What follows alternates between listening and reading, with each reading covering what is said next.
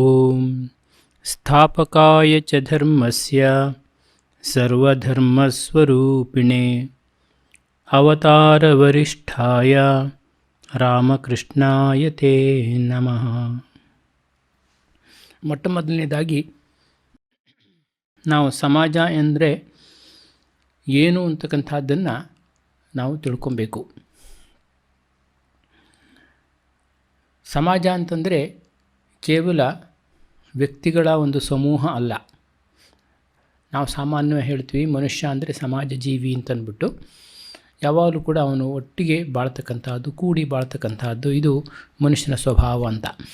ಬರೀ ವ್ಯಕ್ತಿಗಳ ಒಂದು ಸಮೂಹ ಅದು ಸಮಾಜವಾಗುವುದಿಲ್ಲ. ಆದರೆ ಯಾವ ಸಮೂಹದ ಹಿಂದೆ ಒಂದು ಸಂಸ್ಕೃತಿ ಇರುತ್ತೋ ಅಂಥದ್ದನ್ನು ನಾವು ಸಮಾಜ ಅಂತ ಕರಿತೀವಿ.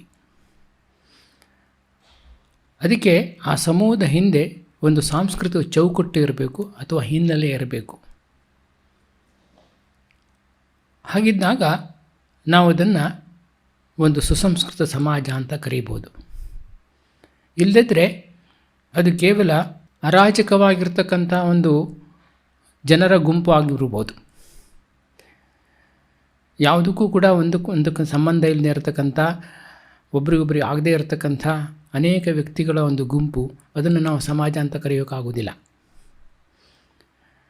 ಅದಕ್ಕೆ ಸಮಾಜಕ್ಕೆ ಅಂತ ಅನಿಸ್ಕೊಬೇಕಾದ್ರೆ ಅದು ಒಂದು ಸಂಸ್ಕೃತದ ತಳಹದಿ ಅದಕ್ಕಿರಬೇಕು, ಸಂಸ್ಕೃತಿಯ ತಳಹದಿ ಇರಬೇಕು. ಈಗ ಸಂಸ್ಕೃತಿ ಯಾರು ಸಮಾಜಕ್ಕೆ ಕೊಡ್ತಕ್ಕಂಥವ್ರು, ಎಲ್ಲಿಂದ ಬರುತ್ತದು ಅಂತ ಹೇಳಿದರೆ ವ್ಯಕ್ತಿ ಅದನ್ನು ಸಮಾಜಕ್ಕೆ ಕೊಡ್ತಾನೆ. ಪ್ರತಿಯೊಬ್ಬ ವ್ಯಕ್ತಿಯೂ ಕೂಡ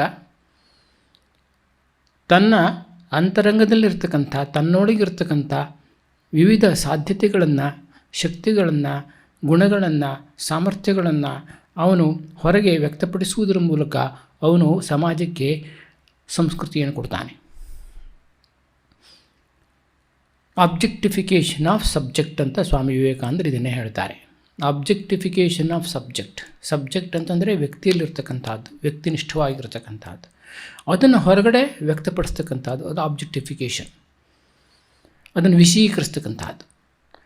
ಆ ರೀತಿ ವಿಷಯೀಕರಿಸೋದ್ರ ಮೂಲಕ ತನ್ನೊಳಗಿರ್ತಕ್ಕಂಥದ್ದನ್ನು, ಪ್ರತಿಯೊಬ್ಬ ವ್ಯಕ್ತಿಯಲ್ಲೂ ಇರತಕ್ಕಂಥದ್ದನ್ನು ಹೊರಗಡೆ ವ್ಯಕ್ತಪಡಿಸಿ ವಿಷಯೀಕರಿಸೋದ್ರ ಮೂಲಕ ಅನೇಕ ರೀತಿಯ ಸಾಮಾಜಿಕ ಸಂಸ್ಥೆಗಳು, ಕಲೆಗಳು ಎಲ್ಲದೂ ಕೂಡ, ವಿಶೇಷವಾಗಿರ್ತಕ್ಕಂಥ ಸಂಘ ಸಂಸ್ಥೆಗಳು ಎಲ್ಲದೂ ಕೂಡ ವಿವಿಧ ಸಾಮಾಜಿಕ ರೂಪಗಳು ಎಲ್ಲದೂ ಕೂಡ ಉಂಟಾಗತಕ್ಕಂಥದ್ದು ಈ ಆಬ್ಜೆಕ್ಟಿಫಿಕೇಷನ್ ಆಫ್ ಸಬ್ಜೆಕ್ಟ್ ಅಂತ ಯಾವುದನ್ನು ಸ್ವಾಮಿ ವಿವೇಕಾನಂದರು ಕರೀತಾರೋ ಅದರಿಂದ ನಮಗೆ ಗೊತ್ತಾಗೋದೇನು ಅಂತಂದ್ಬಿಟ್ರೆ, ವ್ಯಕ್ತಿ ಸಮಾಜಕ್ಕೆ ಸಂಸ್ಕೃತಿಯನ್ನು ಕೊಡ್ತಾನೆ. ಹಾಗೆಯೇ ಅದೇ ವ್ಯಕ್ತಿಯು ಸಮಾಜದಲ್ಲಿರ್ತಕ್ಕಂಥ ಸಂಸ್ಕೃತಿಯನ್ನು ಹೀರ್ಕೊಂಡ್ಬಿಟ್ಟು ಅವನು ಬೆಳಿತಾನೆ. ಅನೇಕ ವ್ಯಕ್ತಿಗಳು ಸಮಾಜದಲ್ಲಿರ್ತಕ್ಕಂಥ ಸಂಸ್ಕೃತಿ ಅಂದರೆ ಒಬ್ಬ ವ್ಯಕ್ತಿ ಹೇಗಿರ್ತಾನೆ ಅಂತಕ್ಕಂಥದ್ದು ಗೊತ್ತಾಗ್ತಕ್ಕಂಥದ್ದು ಆ ಸಮಾಜದ ಹಿನ್ನೆಲೆ ಇರತಕ್ಕಂಥ ಸಂಸ್ಕೃತಿಯನ್ನು ಆಧರಿಸಿರುತ್ತೆ. ಅದರಿಂದ ಪ್ರತಿಯೊಬ್ಬ ವ್ಯಕ್ತಿಯು ಸಮಾಜಕ್ಕೆ ಸಂಸ್ಕೃತಿಯನ್ನು ಕೊಡ್ತಾನೆ, ಹಾಗೆ ಸಮಾಜದ ಸಂಸ್ಕೃತಿಯನ್ನು ಹೀರ್ಕೊಂಡು ಬೆಳಿತಾನೆ. ಸಮಾಜದ ಸೃಷ್ಟಿಯೂ ಅವನು ಹೌದು, ಹಾಗೆಯೇ ಸಮಾಜದ ಸೃಷ್ಟನೂ ಹೌದು. ಅಂದರೆ ಸಮಾಜದ ಸಂಸ್ಕೃತಿಯನ್ನು ಸೃಷ್ಟಿ ಮಾಡುವನು ಅವನೇ, ಆ ಸಮಾಜದ ಸೃಷ್ಟಿಯೂ ಕೂಡ ಅವನೇ. ಆ ಸಮಾಜದ ಸಂಸ್ಕೃತಿಯ ಹಿನ್ನೆಲೆಯಿಂದ ಯಾವ ಸಂಸ್ಕೃತಿ ಎಲ್ಲ ಪರಂಪರೆಯಾಗಿ ಬಂದಿರುತ್ತೋ ಅದರ ಮೂಲಕ ಅವನು ಸೃಷ್ಟನಾಗ್ತಾನೆ, ಅವನ ವ್ಯಕ್ತಿತ್ವ ಸೃಷ್ಟಿಯಾಗತ್ತೆ. ಅದರಿಂದ ಈ ಎರಡೂ ಅರ್ಥದಲ್ಲೂ ಕೂಡ ಅವನು ಸೃಷ್ಟಿಕರ್ತನೂ ಹೌದು, ಸೃಷ್ಟನೂ ಹೌದು. ಹೀಗೆ ಸಮಾಜಕ್ಕೆ ಅವನು ತನ್ನ ಶಕ್ತಿ, ಸಾಮರ್ಥ್ಯಗಳು ಎಲ್ಲ ಏನೇನಿರುತ್ತೆ ಅವನಲ್ಲಿ ಏನೇನಿರುತ್ತೆ ಅದನ್ನೆಲ್ಲವನ್ನು ಕೊಟ್ಬಿಟ್ಟು ಸಮಾಜಕ್ಕೆ ಒಂದು ಸಂಸ್ಕೃತಿಯನ್ನು ಅವನು ಕೊಡ್ತಾನೆ. ಅದರಿಂದ ಪ್ರತಿಯೊಬ್ಬ ವ್ಯಕ್ತಿಯೂ ಸಮಾಜದ ಸಂಸ್ಕೃತಿಯನ್ನು ಉಳಿಸಿ ಬೆಳೆಸ್ಕೊಂಡು ಹೋಗೋದರಲ್ಲಿ ಅವನ ಜವಾಬ್ದಾರಿ ಇರುತ್ತೆ ಅಂತಕ್ಕಂಥದ್ದು ನಾವಿಲ್ಲಿ ಗಮನಿಸಬೇಕಾಗಿರ್ತಕ್ಕಂಥ ವಿಷಯಗಳು. ಹಾಗಾದರೆ ಸಂಸ್ಕೃತಿ ಅಂತಂದರೆ ಏನು? ಈಗ ಸಂಸ್ಕೃತಿ ಮತ್ತು ನಾಗರಿಕತೆ ಅಂತ ಹೇಳ್ತೀವಿ ನಾವು. ಇದಕ್ಕೆ ಇಂಗ್ಲೀಷ್ನಲ್ಲಿ ಸಂಸ್ಕೃತಿಗೂ ಮತ್ತು ನಾಗರಿಕತೆಗೂ ಏನು ವ್ಯತ್ಯಾಸ ಅಂತಕ್ಕಂಥದ್ದು ಒಂದು ಹೇಳಿಕೆ ಇದೆ ಇಂಗ್ಲೀಷ್ನಲ್ಲಿ. ಏನು ಅಂತಂದರೆ ನಾಗರಿಕತೆ ಅಂತಂದ್ಬಿಟ್ರೆ ಸಿವಿಲೈಸೇಷನ್, ಇಂಗ್ಲೀಷ್ನಲ್ಲಿ ಸಿವಿಲೈಸೇಷನ್ ಅಂತ ಹೇಳ್ತೀವಲ್ಲ, civilisation is what we have, the culture is what we are. ಅಂತಂದರೆ ನಾಗರಿಕತೆ ಅಂತಂದ್ಬಿಟ್ರೆ ನಾವು ಏನೇನು ಪಡೆದಿದ್ದೀವೋ ಅದು ನಾಗರಿಕತೆ. ನಮ್ಮಲ್ಲಿ ಎಷ್ಟು ಸಂಪತ್ತಿದೆ, ಎಷ್ಟು ವಿದ್ಯೆ ಇದೆ, ಎಷ್ಟು ಸೈನ್ಸ್ ಬೆಳ್ಕೊಂಡಿದೆ, ಎಷ್ಟು ಟೆಕ್ನಾಲಜಿ ಇದೆ, ತಾಂತ್ರಿಕತೆ ಎಷ್ಟಿದೆ, ಎಷ್ಟೊಂದು ಸುಖ ಸೌಲಭ್ಯಗಳಿದೆ, ಎಷ್ಟೊಂದು ವಿಲಾಸ ವಸ್ತುಗಳೆಲ್ಲ ಇದೆ, ಇದೆಲ್ಲವೂ ಕೂಡ ನಮ್ಮ ನಾಗರಿಕತೆಯನ್ನು ಸೂಚಿಸ್ತಕ್ಕಂಥದ್ದು. ಆದರೆ ಇದಕ್ಕಿಂತಲೂ ಉತ್ತಮವಾದದ್ದು, ಈಗ ನಾವು ಯಾವುದನ್ನು ಅಭಿವೃದ್ಧಿ ಅಂತ ಕರಿತೀವಲ್ಲ, ಈಗ ಅಭಿವೃದ್ಧಿ ಅಂತ ಅಂದ್ಬಿಟ್ಟು ಏನು ಹೇಳ್ತೀವಲ್ಲ, ಅದು ನಾಗರಿಕತೆಗೆ ಸಂಬಂಧಪಟ್ಟಿರ್ತಕ್ಕಂಥದ್ದು. ಕೈಗಾರಿಕಾ ಅಭಿವೃದ್ಧಿ, ಆರ್ಥಿಕ ಅಭಿವೃದ್ಧಿ, ಈಗ ಏನೇನೋ ಅಭಿವೃದ್ಧಿಗಳ ಬಗ್ಗೆ ಮಾತಾಡ್ತಾರಲ್ಲ, ಅದೆಲ್ಲವೂ ಕೂಡ ನಾಗರಿಕತೆಗೆ ಸಂಬಂಧಪಟ್ಟಿದ್ದು. ಆದರೆ ಇದಕ್ಕಿಂತಲೂ ಮುಖ್ಯವಾಗಿರ್ತಕ್ಕಂಥದ್ದು ನಮಗೆ ಗೊತ್ತಾಗುತ್ತೆ ಸಂಸ್ಕೃತಿ. ಸಂಸ್ಕೃತಿ ಅಂತಂದರೆ ಏನು ಅಂತಂದರೆ ವಾಟ್ ವಿ ಆರ್, ನಾವು ಏನು ಆಗಿದ್ದೀವೋ ಅದು ಸಂಸ್ಕೃತಿ. ನಾವು ಎಷ್ಟು ನೀತಿವಂತರಾಗಿದ್ದೀವಿ, ನಮ್ಮೊಳಗಡೆ ನಾವು ಎಷ್ಟು ಸುಖ ಇದೆ, ನಮಗೆ ಶಾಂತಿ ಇದೆ, ನೆಮ್ಮದಿ ಇದೆ, ನಾವು ಆಂತರಿಕವಾಗಿ ನಾವು ಎಷ್ಟು ಉತ್ತಮರಾಗಿದ್ದೀವಿ, ಎಷ್ಟು ಚಾರಿತ್ರ್ಯ ಇದೆ ನಮ್ಮಲ್ಲಿ, ಎಂಥ ಚಾರಿತ್ರ್ಯ ಇದೆ ನಮ್ಮಲ್ಲಿ, ಇದೆಲ್ಲದೂ ಕೂಡ ಒಟ್ಟು ಸೇರಿ ಅದನ್ನು ಸಂಸ್ಕೃತಿ ಅಂತ ಕರೀತಕ್ಕಂಥದ್ದು. ಅದರಿಂದ ನಮಗೆ ಗೊತ್ತಾಗತ್ತೆ, ಇದರಿಂದ ನಾಗರಿಕತೆಗಿಂತ ಮುಖ್ಯವಾಗಿ ಸಂಸ್ಕೃತಿ ಬಹಳ ಮುಖ್ಯ. ಎಷ್ಟೋ ಸಂದರ್ಭದಲ್ಲಿ ಏನಾಗುತ್ತೆ ಅಂದರೆ ನಾಗರಿಕತೆ ಏನು ಮಾಡುತ್ತೆ ಅಂತಂದ್ಬಿಟ್ರೆ ನಮ್ಮನ್ನು ಸಂಸ್ಕೃತಿಯಿಂದ ದೂರ ಮಾಡಿಬಿಡುತ್ತೆ. ಅತಿಯಾದ ನಾಗರಿಕತೆ ಬೆಳ್ತಾ ಹೋದವನು ಕೂಡ ಏನಾಗುತ್ತೆ, ನಾವು ಸಂಸ್ಕೃತಿಯಿಂದ ದೂರವಾಗ್ತಾ ಹೋಗ್ಬಿಡ್ತೀವಿ, ಅದು ಕೂಡ ಆಗುತ್ತೆ. ಆದ್ದರಿಂದ ಸಂಸ್ಕೃತಿಗೆ ನಾವು ಹೆಚ್ಚು ಪ್ರಾಧಾನ್ಯತೆಯನ್ನು ಕೊಡಬೇಕು. ಇಂಥ ಒಂದು ಸಂಸ್ಕೃತಿ ಅಂತ ಇನ್ನೊಂದು ದೃಷ್ಟಿಯಿಂದ ಹೇಳಬೇಕು ಅಂತಂದ್ಬಿಟ್ಟು, ಸಂಸ್ಕೃತಿ ಅಂತಂದರೆ ನಾವೇನೇ ಹೇಳ್ತೀವಲ್ಲ, ಬೇರೆ ಅನೇಕ ಸಂಸ್ಕೃತಿಯ ಅನೇಕ ಮುಖಗಳಿದೆ. ಈಗ ಕಲೆ, ವಿಜ್ಞಾನ ಮತ್ತು ಧರ್ಮ, ನೀತಿ ಮತ್ತು ಬೇರೆ ಬೇರೆ ವಿವಿಧ ಕಲಾ ಪ್ರಕಾರಗಳು, ಇದೆಲ್ಲದೂ ಕೂಡ ಸಂಸ್ಕೃತಿನಲ್ಲಿ ಬಂದುಬಿಡುತ್ತೆ. ಸಾಹಿತ್ಯ ಕಲೆ ಆಗಿರ್ಬೋದು, ಸಂಗೀತ ಕಲೆ ಆಗಿರ್ಬೋದು, ಶಿಲ್ಪಕಲೆ ಆಗಿರ್ಬೋದು, ಪೇಂಟಿಂಗ್ ಆಗಿರ್ಬೋದು, ಏನು ಬೇಕು, ಚಿತ್ರಕಲೆ ಆಗಿರ್ಬೋದು, ಇದೆಲ್ಲದೂ ಸೇರಿಬಿಡುತ್ತೆ. ನೀತಿ ನಾವು ಎಷ್ಟು ನೀತಿವಂತರಾಗಿದ್ದೀವಿ ಅಂತಕ್ಕಂಥದ್ದು. ಧರ್ಮ, ನಾವು ಯಾವ ರೀತಿ ಧರ್ಮಾಚರಣೆಯನ್ನು ಅನುಸರಿಸ್ತೀವಿ, ಎಂತೆಂಥ ಧರ್ಮಗಳನ್ನು ಅನುಸರಿಸ್ತೀವಿ, ಎಂತೆಂಥ ಆಚರಣೆಗಳಿದೆ, ಯಾವ ರೀತಿ ನಾವು ಆಧ್ಯಾತ್ಮಿಕವಾಗಿ ಮುಂದುವರಿತಾ ಇದ್ದೀವಿ, ಇದೆಲ್ಲವೂ ಸೇರಿ ಸಂಸ್ಕೃತಿ ಆಗುತ್ತೆ. ಇದೆಲ್ಲದರ ಒಟ್ಟು ಮೊತ್ತ ಸಂಸ್ಕೃತಿ ಅಂತಕ್ಕಂಥದ್ದು. ಆದ್ದರಿಂದ ಈ ಸಂಸ್ಕೃತಿ ಅಂತಕ್ಕಂಥದ್ದು ಬಹಳ ಮುಖ್ಯವಾಗಿರ್ತಕ್ಕಂಥ ಅಂಶ. ಇದಕ್ಕೆ ನಾವು ಹೆಚ್ಚು ಒತ್ತನ್ನು ಕೊಡಬೇಕಾಗತ್ತೆ. ನಮ್ಮ ಸಮಾಜದಲ್ಲೇ ಉತ್ತಮ ಸಮಾಜವನ್ನು ನಿರ್ಮಾಣ ಮಾಡೋದೊಂದು ಅರ್ಥ ಏನು ಅಂತಂದ್ಬಿಟ್ರೆ, ಸುಸಂಸ್ಕೃತವಾಗಿರ್ತಕ್ಕಂಥ ಸಮಾಜವನ್ನು ನಿರ್ಮಾಣ ಮಾಡ್ತಕ್ಕಂಥದ್ದು. ಸಮಾಜದ ವಿಕಾಸ ಅಂದರೆ ಮತ್ತೇನೂ ಅಲ್ಲ, ಸುಸಂಸ್ಕೃತವಾಗಿರ್ತಕ್ಕಂಥ ಸಮಾಜವನ್ನು ನಿರ್ಮಾಣ ಮಾಡ್ತಕ್ಕಂಥದ್ದು. ಕೇವಲ ನಾಗರಿಕತೆಯ ಅಭಿವೃದ್ಧಿ ಅಲ್ಲ, ಕೇವಲ GDP ಅಭಿವೃದ್ಧಿ ಅಲ್ಲ, ಕೇವಲ ಏನೋ ಆರ್ಥಿಕ ಅಭಿವೃದ್ಧಿ ಅಲ್ಲ, ಕೇವಲ ಸೈನಿಕ ಶಕ್ತಿಯ ಅಭಿವೃದ್ಧಿಯೂ ಅಲ್ಲ. ಆದರೆ ಮುಖ್ಯವಾಗಿ ಇರತಕ್ಕಂಥದ್ದು ಸೈನಿಕ ಶಕ್ತಿಯ ಅಭಿವೃದ್ಧಿಯೂ ಇರಲಿ, ಆರ್ಥಿಕ ಅಭಿವೃದ್ಧಿಯೂ ಇರಲಿ, ಎಲ್ಲದೂ ಇರಲಿ. ಆದರೆ ಅದು ಇಲ್ಲದೇ ಕೇವಲ ಅಷ್ಟು ಮಾತ್ರ ಸಮಾಜ ಸೀಮಿತವಾಗಿದ್ದರೆ, ಸಂಸ್ಕೃತಿ ಹಿನ್ನೆಲೆ ಇಲ್ಲದೇ ಇದ್ದರೆ ಅದು ರಾಕ್ಷಸೀಯ ಸಮಾಜವಾಗಿಬಿಡುತ್ತೆ, ಅದೊಂದು ದುಷ್ಟ ಸಮಾಜವಾಗಿಬಿಡುತ್ತೆ. ಅದಕ್ಕೋಸ್ಕರ ನಮಗೆ ಸಂಸ್ಕೃತಿ ಅತ್ಯಂತ ಮುಖ್ಯವಾಗಿ. ಅದಕ್ಕೆ ಹಿಂದಿನ ಕಾಲದಿಂದಲೂ ಕೂಡ ಈ ಧರ್ಮದ ಬಗ್ಗೆ ಹೇಳುವಾಗ ಧರ್ಮಕ್ಕೆ ಒಂದು ನಿರ್ವಚನ ಇದೆ. ಯತಃ ಅಭ್ಯುದಯ ನಿಶ್ರೇಯಸ ಸಿದ್ಧಿ ಸಾ ಧರ್ಮ ಅಂತ ಹೇಳ್ತಾರೆ. ಯಾವುದರ ಮೂಲಕ ಅಭ್ಯುದಯ ಮತ್ತು ನಿಶ್ರೇಯಸ್ಸು ಎರಡೂ ಕೂಡ ಸಿದ್ಧಿ ಆಗುತ್ತೋ ಅದನ್ನು ಧರ್ಮ ಅಂತ ಕರೀತಕ್ಕಂಥದ್ದು. ಅಭ್ಯುದಯ ಅಂದರೆ ನಾಗರಿಕತೆ, ಸಮಾಜದ ಅಭಿವೃದ್ಧಿ, ಆರ್ಥಿಕ ಅಭಿವೃದ್ಧಿ, ಸೈನಿಕ ಅಭಿವೃದ್ಧಿ, ಏನು ಬೇಕಾದರೂ ಕರೀರಿ, ಅದೆಲ್ಲದೂ ಕೂಡ ಅಭಿವೃದ್ಧಿ ಅಂತ ನಾವೇನು ಕರಿತೀವಲ್ಲ, ಅದೆಲ್ಲದೂ ಕೂಡ ಅಭ್ಯುದಯ. ಮೆಟೀರಿಯಲ್ ಡೆವಲಪ್ಮೆಂಟ್ ಅದು ಅಭ್ಯುದಯ. ಆದರೆ ನೈತಿಕ ಮತ್ತು ಆಧ್ಯಾತ್ಮಿಕ ಉನ್ನತಿ ಇದೆಯಲ್ಲ, ಅದರ ವಿಕಾಸ ಇದೆಯಲ್ಲ, ಅವುಗಳ ವಿಕಾಸ ಇದೆಯಲ್ಲ, ಅದನ್ನು ಏನಂತ ಕರೀತಾರೆ ಅಂತಂದ್ಬಿಟ್ರೆ ನಿಶ್ರೇಯಸ್ ಅಂತ ಕರೀತಾರೆ. ಅಭ್ಯುದಯ, ನಿಶ್ರೇಯಸ್. ಧರ್ಮ ಇವೆರಡನ್ನೂ ಕೂಡ ನಮಗೆ ಕೊಡಬೇಕಂತೆ. ಯಾವುದರಿಂದ ಅಭ್ಯುದಯ ಮತ್ತು ನಿಶ್ರೇಯಸ್ಸು ಎರಡೂ ಉಂಟಾಗುತ್ತೋ ಅದು ಧರ್ಮ ಅಂತ ಕರೀತಾರೆ. ಸ್ವಾಮಿ ವಿವೇಕಾನಂದರು ಅದನ್ನೇ ಹೇಳ್ತಕ್ಕಂಥದ್ದು, ಇವೆರಡೂ ನಮಗೆ ಬೇಕು. ಕೇವಲ ಬರೀ ನಿಶ್ರೇಯಸಿ ಮಾತ್ರ ನಾವು ಅಂಟುಕೊಂಡಿದ್ಬಿಟ್ರೆ, ಸಮಾಜವನ್ನು ಕಡೆಗಣಿಸಿಬಿಟ್ರೆ, ಆರ್ಥಿಕ ಅಭಿವೃದ್ಧಿಯನ್ನು ಇಲ್ಲೆಲ್ಲೂ ಕೂಡ ಕಡೆಗಣಿಸಿಬಿಟ್ರೆ ಏನಾಗುತ್ತೆ ಅಂದರೆ ಸಮಾಜ ಕ್ರಮೇಣ ಅವನತಿ ಹೊಂದುತ್ತೆ. ಆಮೇಲೆ ನಿಶ್ರೇಯಸ್ಸನ್ನು ಕೂಡ ಪಡೆಯೋರು ಯಾರೂ ಇರೋದಿಲ್ಲ, ಅಲ್ಲಿ ಅದ್ರ ಕಡೆ ಗಮನ ಕೊಡೋರು ಯಾರೂ ಇರೋದಿಲ್ಲ, ಆ ರೀತಿಯೂ ಆಗುತ್ತೆ. ಅದೇ ರೀತಿ ನಿಶ್ರೇಯಸ್ಸನ್ನು ಕಡೆಗಣಿಸಿ ಬರೀ ಸಮಾಜದ ಅಭಿವೃದ್ಧಿ, ಆರ್ಥಿಕ ಅಭಿವೃದ್ಧಿ, ಅಭ್ಯುದಯಕ್ಕೆ ಮಾತ್ರ ನಾವು ಒತ್ತನ್ನು ಕೊಟ್ಟು ಅದಕ್ಕೆ ಮಾತ್ರ ಅದನ್ನು ಬೆಳೆಯೋದಕ್ಕೆ ಮಾತ್ರ ಬಿಟ್ಬಿಟ್ಟು ಸಂಸ್ಕೃತಿಯನ್ನು ಕಡೆಗಣಿಸಿಬಿಟ್ರೆ, ನಿಶ್ರೇಯಸ್ಸನ್ನು ಕಡೆಗಣಿಸಿಬಿಟ್ರೆ ಆಗೇನಾಗುತ್ತೆ, ಎರಡೂ ಕಳ್ಕೊಂಡ್ಬಿಡ್ತೀವಿ. ಅಭ್ಯುದಯನೂ ಹೋಗುತ್ತೆ, ನಿಶ್ರೇಯಸ್ಸು ಹೊರಟೋಗುತ್ತೆ. ಎರಡೂ ಹೊರಟೋಗ್ಬಿಡ್ತೀವಿ ಒಂದು ಸಮಯದಲ್ಲಿ. ಎರಡರಿಂದಲೂ ಕೂಡ ನಾವು ವಂಚಿತರಾಗಿಬಿಡ್ತೀವಿ. ಅದಕ್ಕೋಸ್ಕರವಾಗಿ ಸ್ವಾಮಿ ವಿವೇಕಾನಂದರು ಎರಡಕ್ಕೂ ಒತ್ತು ಕೊಡ್ತಾರೆ. ಅಭ್ಯುದಯ ಮತ್ತು ನಿಶ್ರೇಯಸ್ಸು ಎರಡೂ ಕೂಡ ನಮಗೆ ಬೇಕು ಅಂತಂದ್ಬಿಟ್ಟು. ಹಾಗಾಗಿ ನಮ್ಮ ಸಮಾಜದ ವಿಕಾಸ ಅಂತಂದ್ಬಿಟ್ರೆ ಈ ಅಭ್ಯುದಯ ಮತ್ತು ನಿಶ್ರೇಯಸ್ಸು ಎರಡರ ಅಭಿವೃದ್ಧಿಯೂ ಆಗಬೇಕು, ಎರಡರ ಉನ್ನತಿಯೂ ಆಗಬೇಕು ಅಂತಕ್ಕಂಥದ್ದು ಬಹಳ ಮುಖ್ಯವಾಗಿರ್ತಕ್ಕಂಥ ಅಂಶ.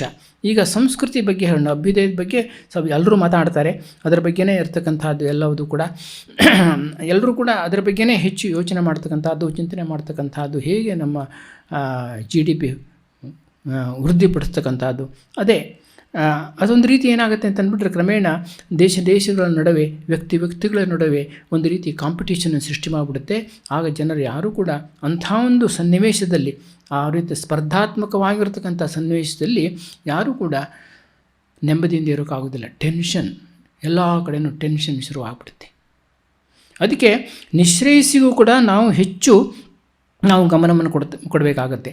ಅದರಿಂದ ಸಮಾಜದ ವಿಕಾಸದಲ್ಲಿ ಸಂಸ್ಕೃತಿಯ ಪಾತ್ರ ಬಹಳ ಮುಖ್ಯವಾದದ್ದು. ಈ ಸಂಸ್ಕೃತಿ ಯಾವುದರಿಂದ ನಮಗೆ ಬರುತ್ತೆ ಅಂತಂದರೆ ಶಿಕ್ಷಣದಿಂದ ಬರತಕ್ಕಂಥದ್ದು. ಶಿಕ್ಷಣದ ಪಾತ್ರ ಅತ್ಯಂತ ಮುಖ್ಯವಾದದ್ದು ಈ ವಿಷಯದಲ್ಲಿ. ಬರೀ ನಮ್ಮ ತಿಳಿದಿರುವಂತೆ ಈಗಿನ ಒಂದು ಸಂದರ್ಭದಲ್ಲಿ ಶಿಕ್ಷಣ ಅಂತಂದ್ಬಿಟ್ರೆ ಕೇವಲ ಸಂಸ್ಕೃತಿಯನ್ನು ಕೊಡ್ತಕ್ಕಂಥದ್ದಲ್ಲ, ವಿದ್ಯಾರ್ಥಿಗಳನ್ನು ಸುಸಂಸ್ಕೃತ ವ್ಯಕ್ತಿಗಳನ್ನು ಪರಿವರ್ತಿಸ್ತಕ್ಕಂಥದ್ದು ಶಿಕ್ಷಣದ ಉದ್ದೇಶ ಆಗಿಲ್ಲ ಈಗಿನ ಸಂದರ್ಭದಲ್ಲಿ. ಈಗಿನ ಸಂದರ್ಭದಲ್ಲಿ ಏನಾಗಿದೆ ಅಂತಂದ್ಬಿಟ್ರೆ ಶಿಕ್ಷಣ ಅಂತಂದರೆ ಕೇವಲ ಕೆಲವರನ್ನು ತಾಂತ್ರಿಕ ಪರಿಣಿತರನ್ನಾಗಿ ಸೃಷ್ಟಿ ಮಾಡ್ತಕ್ಕಂಥದ್ದು, ಮತ್ತು ಅವರು ಸಮಾಜದಲ್ಲಿ ಒಂದು ಆ್ಯಾವರೇಜ್ ಮೀಡಿಯೋಕ್ರಸಿ ಅಂತ ಹೇಳ್ತಾರಲ್ಲ, ಆ ಒಂದು ಸ್ಥಿತಿನಲ್ಲಿ ಅವರು ಇರುವಂತೆ ಮಾಡ್ತಕ್ಕಂಥದ್ದು ಇಷ್ಟೇ. ಮತ್ತು ಈ ರೀತಿ ಒಂದು ಆಧುನಿಕ ಸಮಾಜದ ಒಂದು ಪರಿಸರಕ್ಕೆ ಹೊಂದಿಕೊಂಡು ಅದಕ್ಕೆ ಅನುಗುಣವಾಗಿ ಬಾಳ್ಕೊಂಡಿರ್ತಕ್ಕಂಥದ್ದು ಅಷ್ಟೇ. ಕನ್ಫಾರ್ಮಿಟಿ. ಈ ರೀತಿ ಒಂದು ಶಿಕ್ಷಣದಿಂದ ಸಂಸ್ಕೃತಿ ಅಭಿವೃದ್ಧಿ ಆಗೋದೇ ಇಲ್ಲ. ಅದರ ಬದಲು ಏನಾಗುತ್ತೆ ಅಂತಂದ್ಬಿಟ್ರೆ ಶಿಕ್ಷಣದಿಂದ ಬರೀ ರಾಕ್ಷಸೀಯ ಪ್ರವೃತ್ತಿನೇ ಜಾಸ್ತಿ ಆಗಿಬಿಡುತ್ತೆ. ಒಬ್ಬರು ಯಹೂದಿಗಳು, ನಿಮಗೆ ಗೊತ್ತಿರುವಂತೆ ನಾಜಿ ಮೂಮೆಂಟ್ನಲ್ಲಿ ಯಹೂದಿಗಳನ್ನೆಲ್ಲ ಅಲ್ಲಿ ಜರ್ಮನಿನಲ್ಲಿ ಅವರು ಕಾನ್ಸಂಟ್ರೇಷನ್ ಕ್ಯಾಂಪ್ ಅಂತ ಅಲ್ಲೊಂದು ಜೈಲು ಥರ, ಅಲ್ಲಿ ಎಲ್ಲರನ್ನೂ ಕೂಡ ಕುಡಿ ಹಾಕಿಬಿಡ್ತಾಯಿದ್ರು. ಆಮೇಲೆ ಕ್ರಮೇಣ ಅವ್ರನ್ನ ಗ್ಯಾಸ್ ಚೇಂಬರ್ಗೆ ಕಳಿಸ್ಬಿಟ್ಟು ಅವ್ರನ್ನೆಲ್ಲ ಸಾಯಿಸ್ತಾಯಿದ್ರು. ಈ ರೀತಿ ಆ ಕಾನ್ಸಂಟ್ರೇಷನ್ ಕ್ಯಾಂಪ್ನಲ್ಲಿ ಇದ್ದಂಥ ಒಬ್ಬ ವ್ಯಕ್ತಿ, ಅನೇಕರು ಅದರಲ್ಲಿ ತಪ್ಪಿಸ್ಕೊಂಡು ಬಂದವರಿದ್ದಾರೆ, ಯಹೂದಿಗಳು ಅನೇಕರು ತಪ್ಪಿಸ್ಕೊಂಡು ಬಂದಿದ್ದಾರೆ. ಆ ರೀತಿ ಕಾನ್ಸಂಟ್ರೇಷನ್ ಕ್ಯಾಂಪ್ನಿಂದ ತಪ್ಪಿಸ್ಕೊಂಡು ಬಂದಿರತಕ್ಕಂಥ ಒಬ್ಬ ವ್ಯಕ್ತಿ, ಅವನು ಎಜುಕೇಷನಿಸ್ಟು, ಶಿಕ್ಷಣ ತಜ್ಞ. ಅವನು ಹೇಳ್ತಕ್ಕಂಥ ಒಂದು ಮಾತನ್ನು ನಾನಿಲ್ಲಿ ಉದ್ಧರಿಸ್ತೀನಿ. ತುಂಬ ಚೆನ್ನಾಗಿದೆ. ಶಿಕ್ಷಣ ಹೇಗಿರಬೇಕು ಅಂತಕ್ಕಂಥದ್ರ ಬಗ್ಗೆ ಅವನು ಏನು ಹೇಳ್ತಾನೆ ಅಂತಂದರೆ ಬಹಳ ಮಾರ್ಮಿಕವಾಗಿದೆ ಅವನ ಹೇಳಿಕೆ. ಅದನ್ನ ಇಂಗ್ಲೀಷ್ನಲ್ಲಿ ಓದಿ ಹೇಳ್ತೀನಿ. I am a survivor of concentration camp. ನಾನು ಕಾನ್ಸಂಟ್ರೇಷನ್ ಕ್ಯಾಂಪ್ನಿಂದ ಬದುಕಿ ಬಂದವನು. My eyes saw what no person should witness. ನಾನು ಎಂತೆಂಥ ದೃಶ್ಯಗಳನ್ನು ಅಮಾನವೀಯವಾದಂಥ ದೃಶ್ಯಗಳನ್ನು ನಾನು ನೋಡಿದ್ದೀನಿ ಅಂತಂದರೆ ನಮ್ಮ ಮನುಷ್ಯರು ಯಾರೂ ಅದನ್ನು ನೋಡಲೇಬಾರ್ದು. ಅಂಥ ದೃಶ್ಯಗಳನ್ನು ನಾನು ನೋಡಿದ್ದೀನಿ. Gas chambers are built by learned engineers. ಅವ್ರು ಗ್ಯಾಸ್ ಚೇಂಬರ್ಸ್ನಲ್ಲಿ ಹೋಗ್ಬಿಟ್ಟು ಅವ್ರನ್ನ ಸಾಯಿಸ್ತಾ ಇದ್ರಲ್ಲ, ಅದನ್ನೆಲ್ಲ ಯಾರು ಕಟ್ಟಿದವರು? ಸುಶಿಕ್ಷಿತರಾಗಿರ್ತಕ್ಕಂಥ ಇಂಜಿನಿಯರ್ಸೇ ಕಟ್ಟಿರೋದು, ಎಜುಕೇಟೆಡ್ ಪೀಪಲ್ ಕಟ್ಟಿರೋರು. Children poisoned by educated physicians. Doctors ಏನು ಮಾಡ್ತಾ ಇದ್ದಾರಂತೆ, ವೈದ್ಯರು ಆ ಮಕ್ಕಳನ್ನೆಲ್ಲ ವಿಷ ಕೊಟ್ಟು ಸಾಯಿಸ್ತಾ ಇದ್ದರಂತೆ. Infants killed by high school and college graduates high school ಮತ್ತು ಕಾಲೇಜಿನಲ್ಲಿ ಗ್ರ್ಯಾಜುಯೇಟ್ ಆಗಿರೋದು ಓದಿರ್ತಕ್ಕಂಥವ್ರು ವಿದ್ಯಾವಂತರು ಏನು ಮಾಡ್ತಾಯಿದ್ರು, ಚಿಕ್ಕ ಮಕ್ಕಳನ್ನು, ಮಕ್ಕಳನ್ನು ಅವರು ಸಾಯಿಸ್ತಾ ಇದ್ರಂತೆ. ಇಲ್ಲೇ ಈಗಲೂ ನಡೀತಾ ಇದೆ. ಡಾಕ್ಟರ್ಸೇ ಒಂದು ನವಜಾತ ಶಿಶುವನ್ನು ತಗೊಂಡೋಗಿ ಬೇರೆಯವರಿಗೆ ಮಾರಾಟ ಮಾಡೋದು ಅಂಥ ಒಂದು ಪರಿಸ್ಥಿತಿ ಈಗಲೂ ಕೂಡ ಇದೆ. ಎಂಥ ಶೋಚನೀಯ ಪರಿಸ್ಥಿತಿ ನೋಡಿ. Graduates, so I am suspicious of education. ಈ ಶಿಕ್ಷಣದ ಬಗ್ಗೆ ನನಗೆ ಸಂದೇಹ ಇದೆ.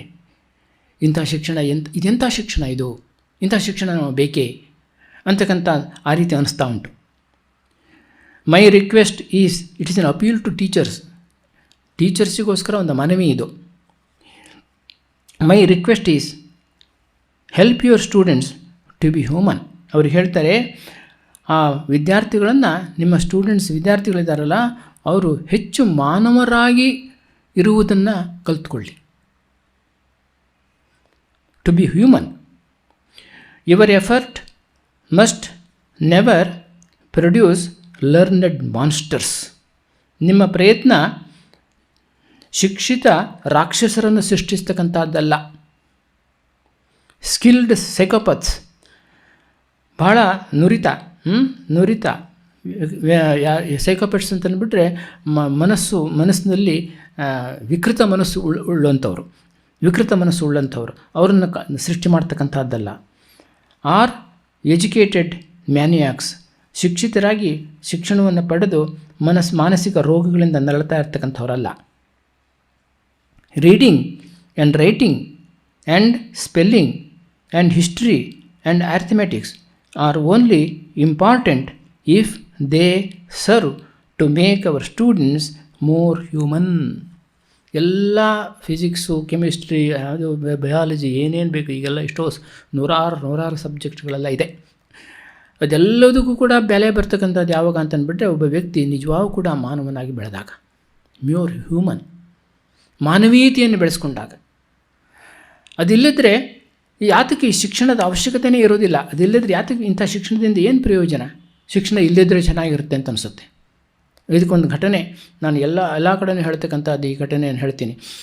ಭಾಳ ಮಾರ್ಮಿಕವಾಗಿರ್ತಕ್ಕಂಥ ಒಂದು ಘಟನೆ. ಭಾಳ ಹಿಂದೆ ಯಾವುದೋ ಒಂದು ಪತ್ರಿಕೆಯಲ್ಲಿ ಯಾರೋ ಹೇಳಿದ್ದು ನನಗೆ, ದೈನಿಕ ಪತ್ರಿಕೆ ಇರುತ್ತಲ್ಲ, ಅದರಲ್ಲಿ ಲೆಟರ್ಸ್ ಟು ದಿ ಎಡಿಟೋರಿಯಲ್ ಅಂತ ಒಂದು ಕಾಲಮ್ ಇರುತ್ತೆ. ಆ ಕಾಲಮ್ಗೆ ಯಾರೋ ಒಬ್ಬರು ಒಂದು ಪತ್ರ ಬರೆದಿದ್ದರು. ಯಾರು ಆ ಪತ್ರ ಬರೆದವರು ಅಂತಂದ್ಬಿಟ್ರೆ, ಅವರು ಬಹಳ ಸುಶಿಕ್ಷಿತರಾಗಿರ್ತಕ್ಕಂಥ ದೊಡ್ಡ IAS ಆಫೀಸರ್. ಅವರೊಂದು ಪತ್ರ ಬರೆದಿದ್ದು. ಆ ಪತ್ರದಲ್ಲಿ ತಮ್ಮ ವೈಯಕ್ತಿಕ ಅನುಭವವನ್ನು ಅದರಲ್ಲಿ ಅವರು ಪ್ರಸ್ತಾಪಿಸಿದರು. ಯಾವುದು ಆ ವೈಯಕ್ತಿಕ ಅನುಭವ ಅಂತಂದ್ಬಿಟ್ರೆ, ಅವ್ರು ಹೇಳ್ತಾರೆ, ಅವರು ಒಂದು ಸರಿ ತಮ್ಮ ಕುಟುಂಬ ಸಮೇತರಾಗಿ ಹೆಂಡತಿ ಮಕ್ಕಳು ಎಲ್ಲ ಸೇರ್ಕೊಂಡ್ಬಿಟ್ಟು ಒಂದು ಪಿಕ್ನಿಕ್ಕಿಗೆ ಹೋಗಿದ್ರಂತೆ. ಪಿಕ್ನಿಕ್ಕಿಗೆ ಹೋಗುವ ಸಾಮಾನ್ಯವೆಲ್ಲ ಗೊತ್ತು, ಕಾರ್ನಲ್ಲಿ ಹೋಗ್ತೀವಿ, ನಮ್ಮ ಆಹಾರ ಪದಾರ್ಥಗಳನ್ನ ಕಟ್ಕೊಂಡು ಹೋಗ್ತೀವಿ, ಎಲ್ಲೋ ಒಂದು ಹಳ್ಳಿನಲ್ಲಿ ಅಲ್ಲಿ ಎಲ್ಲ ಹೋಗ್ಬಿಟ್ಟು 1-2 ದಿವಸ ಮಜಾ ಮಾಡ್ಕೊಂಬರ್ತೀವಿ. ಹೀಗೆ ಹೋಗಿದ್ದಾಗ ಒಂದು ದಿವಸ ಹಳ್ಳಿನಲ್ಲಿ ಒಂದು ಮರದ ಕೆಳಗಡೆ ಕೂತ್ಕೊಂಡ್ಬಿಟ್ಟು ಅವರು ಬೆಳಗಿನ ತಿಂಡಿ ತಿಂತಾಯಿದ್ರಂತೆ. ಆ ಸಂದರ್ಭದಲ್ಲಿ ಹತ್ತಿರದಲ್ಲಿ ಮರ ಇತ್ತಂತೆ. ಆ ಮರದಲ್ಲಿ ಅನೇಕ ಹಕ್ಕಿ ಗೂಡುಗಳು ನೇತಾಡ್ತಾ ಇದ್ದುವಂತೆ. ಗೀಜುಗಳ ಹಕ್ಕಿ ತುಂಬ ಸುಂದರವಾಗಿರ್ತಕ್ಕಂಥ ಗೂಡುಗಳನ್ನು ನಿರ್ಮಾಣ ಮಾಡ್ತವೆ. ಅದನ್ನು ನೇತಾಡ್ತಾ ಇದ್ದಂತೆ. ಸುಮಾರು ಗೂಡುಗಳಿದ್ದವು.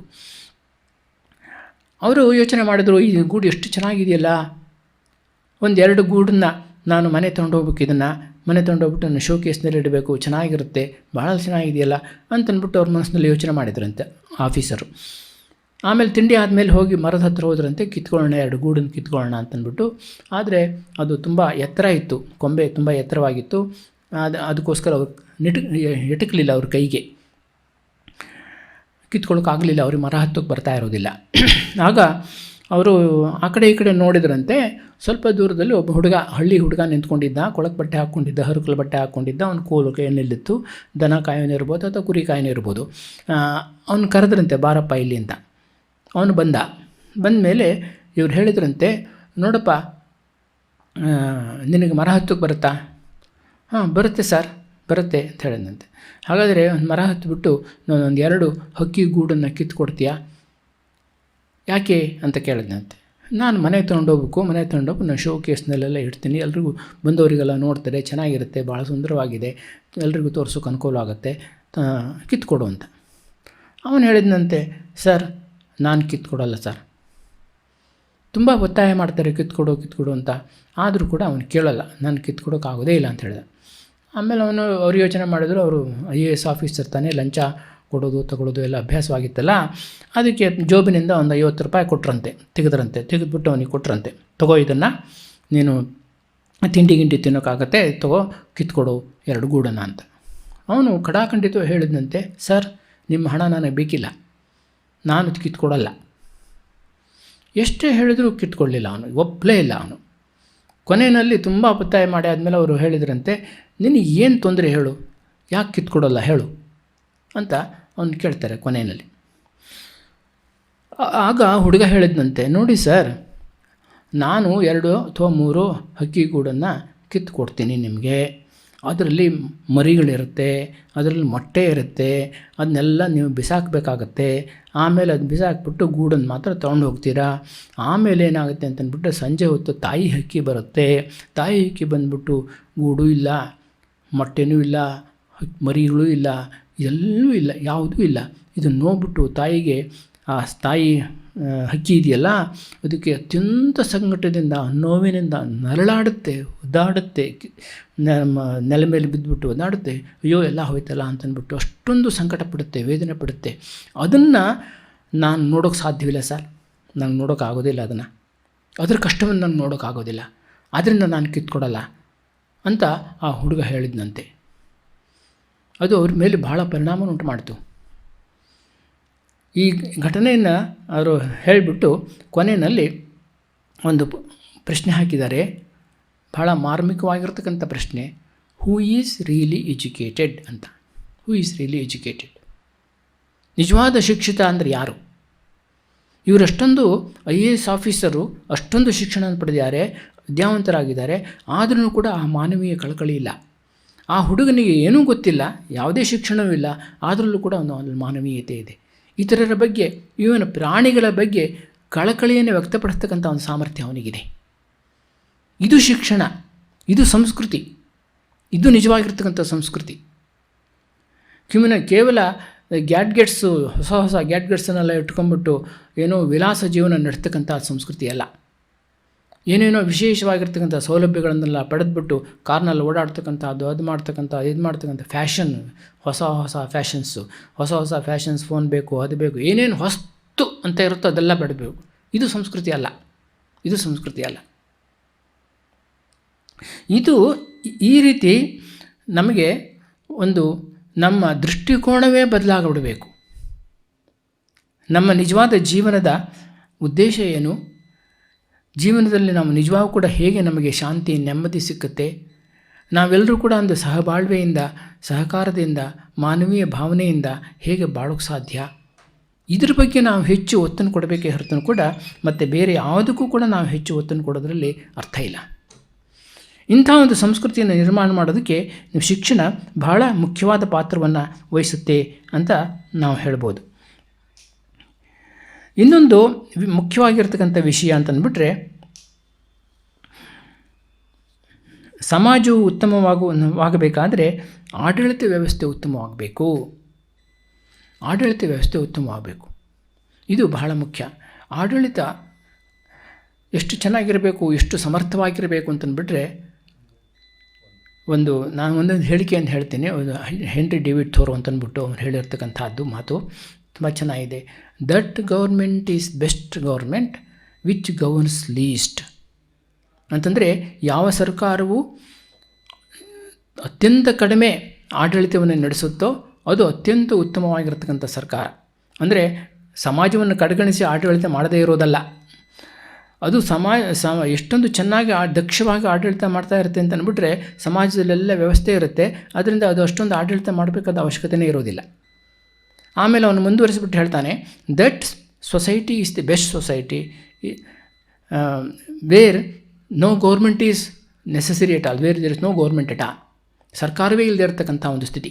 ಅವರು ಸರ್ಕಾರ ಬೇಕಾಗುವುದೇ ಇಲ್ಲ, ಆಡಳಿತಗಾರರೇ ಬೇಕಾಗುವುದಿಲ್ಲ. ಅಂದರೆ ಇದು ಸತ್ಯಯುಗ ಅಂತ ಹೇಳ್ತಾರೆ. ಸತ್ಯಯುಗದಲ್ಲಿ ಹಾಗಿತ್ತು ಅಂತಂದ್ಬಿಟ್ಟು.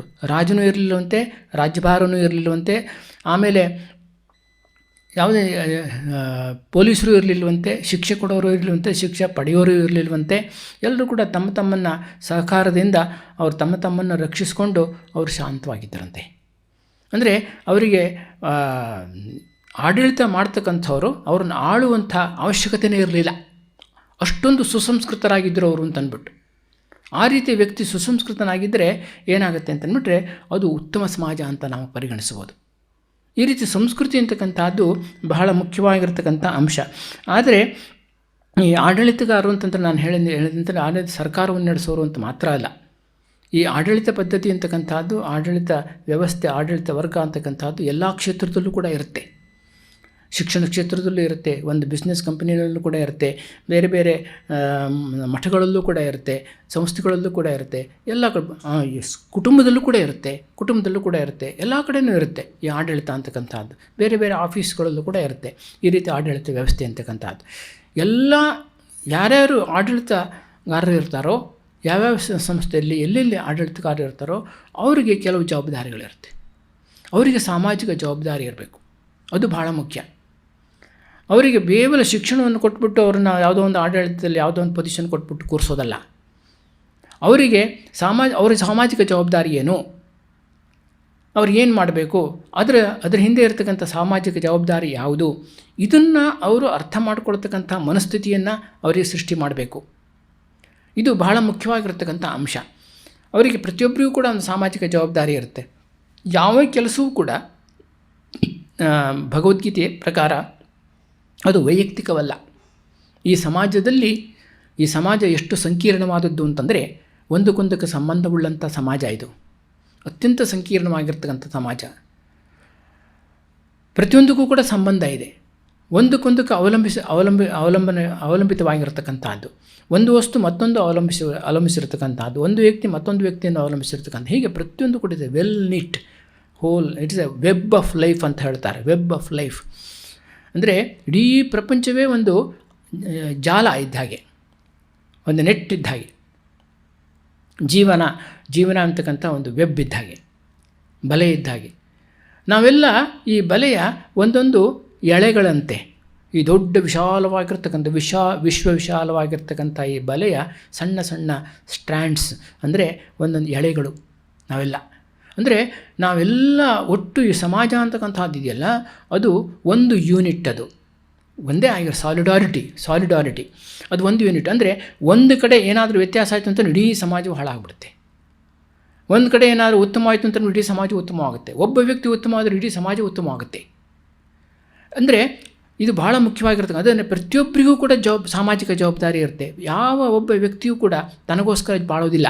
ನಿಜವಾಗಿ ಹೇಳಬೇಕು ಅಂತಂದರೆ ಯಾವ ವ್ಯಕ್ತಿಯ ಕೆಲಸ ಇದೆಯಲ್ಲ ಅದು ವೈಯಕ್ತಿಕ ಕೆಲಸ ಅಲ್ಲ. ನಾನೀಗ ಮಾತಾಡ್ತಾ ಇದ್ದೀನಿ, ಇದು ಒಂದು ಕೆಲಸ. ಇದರಿಂದ ಅನೇಕರಿಗೆ ಪ್ರಯೋಜನ ಆಗುತ್ತೆ. ನಿಮ್ಗೆ ಗೊತ್ತಿರ್ಬೋದು, ಪ್ರಯೋಜನ ಆಗದೇ ಇರ್ಬೋದು, ಅದು ಬೇರೆ ವಿಷಯ.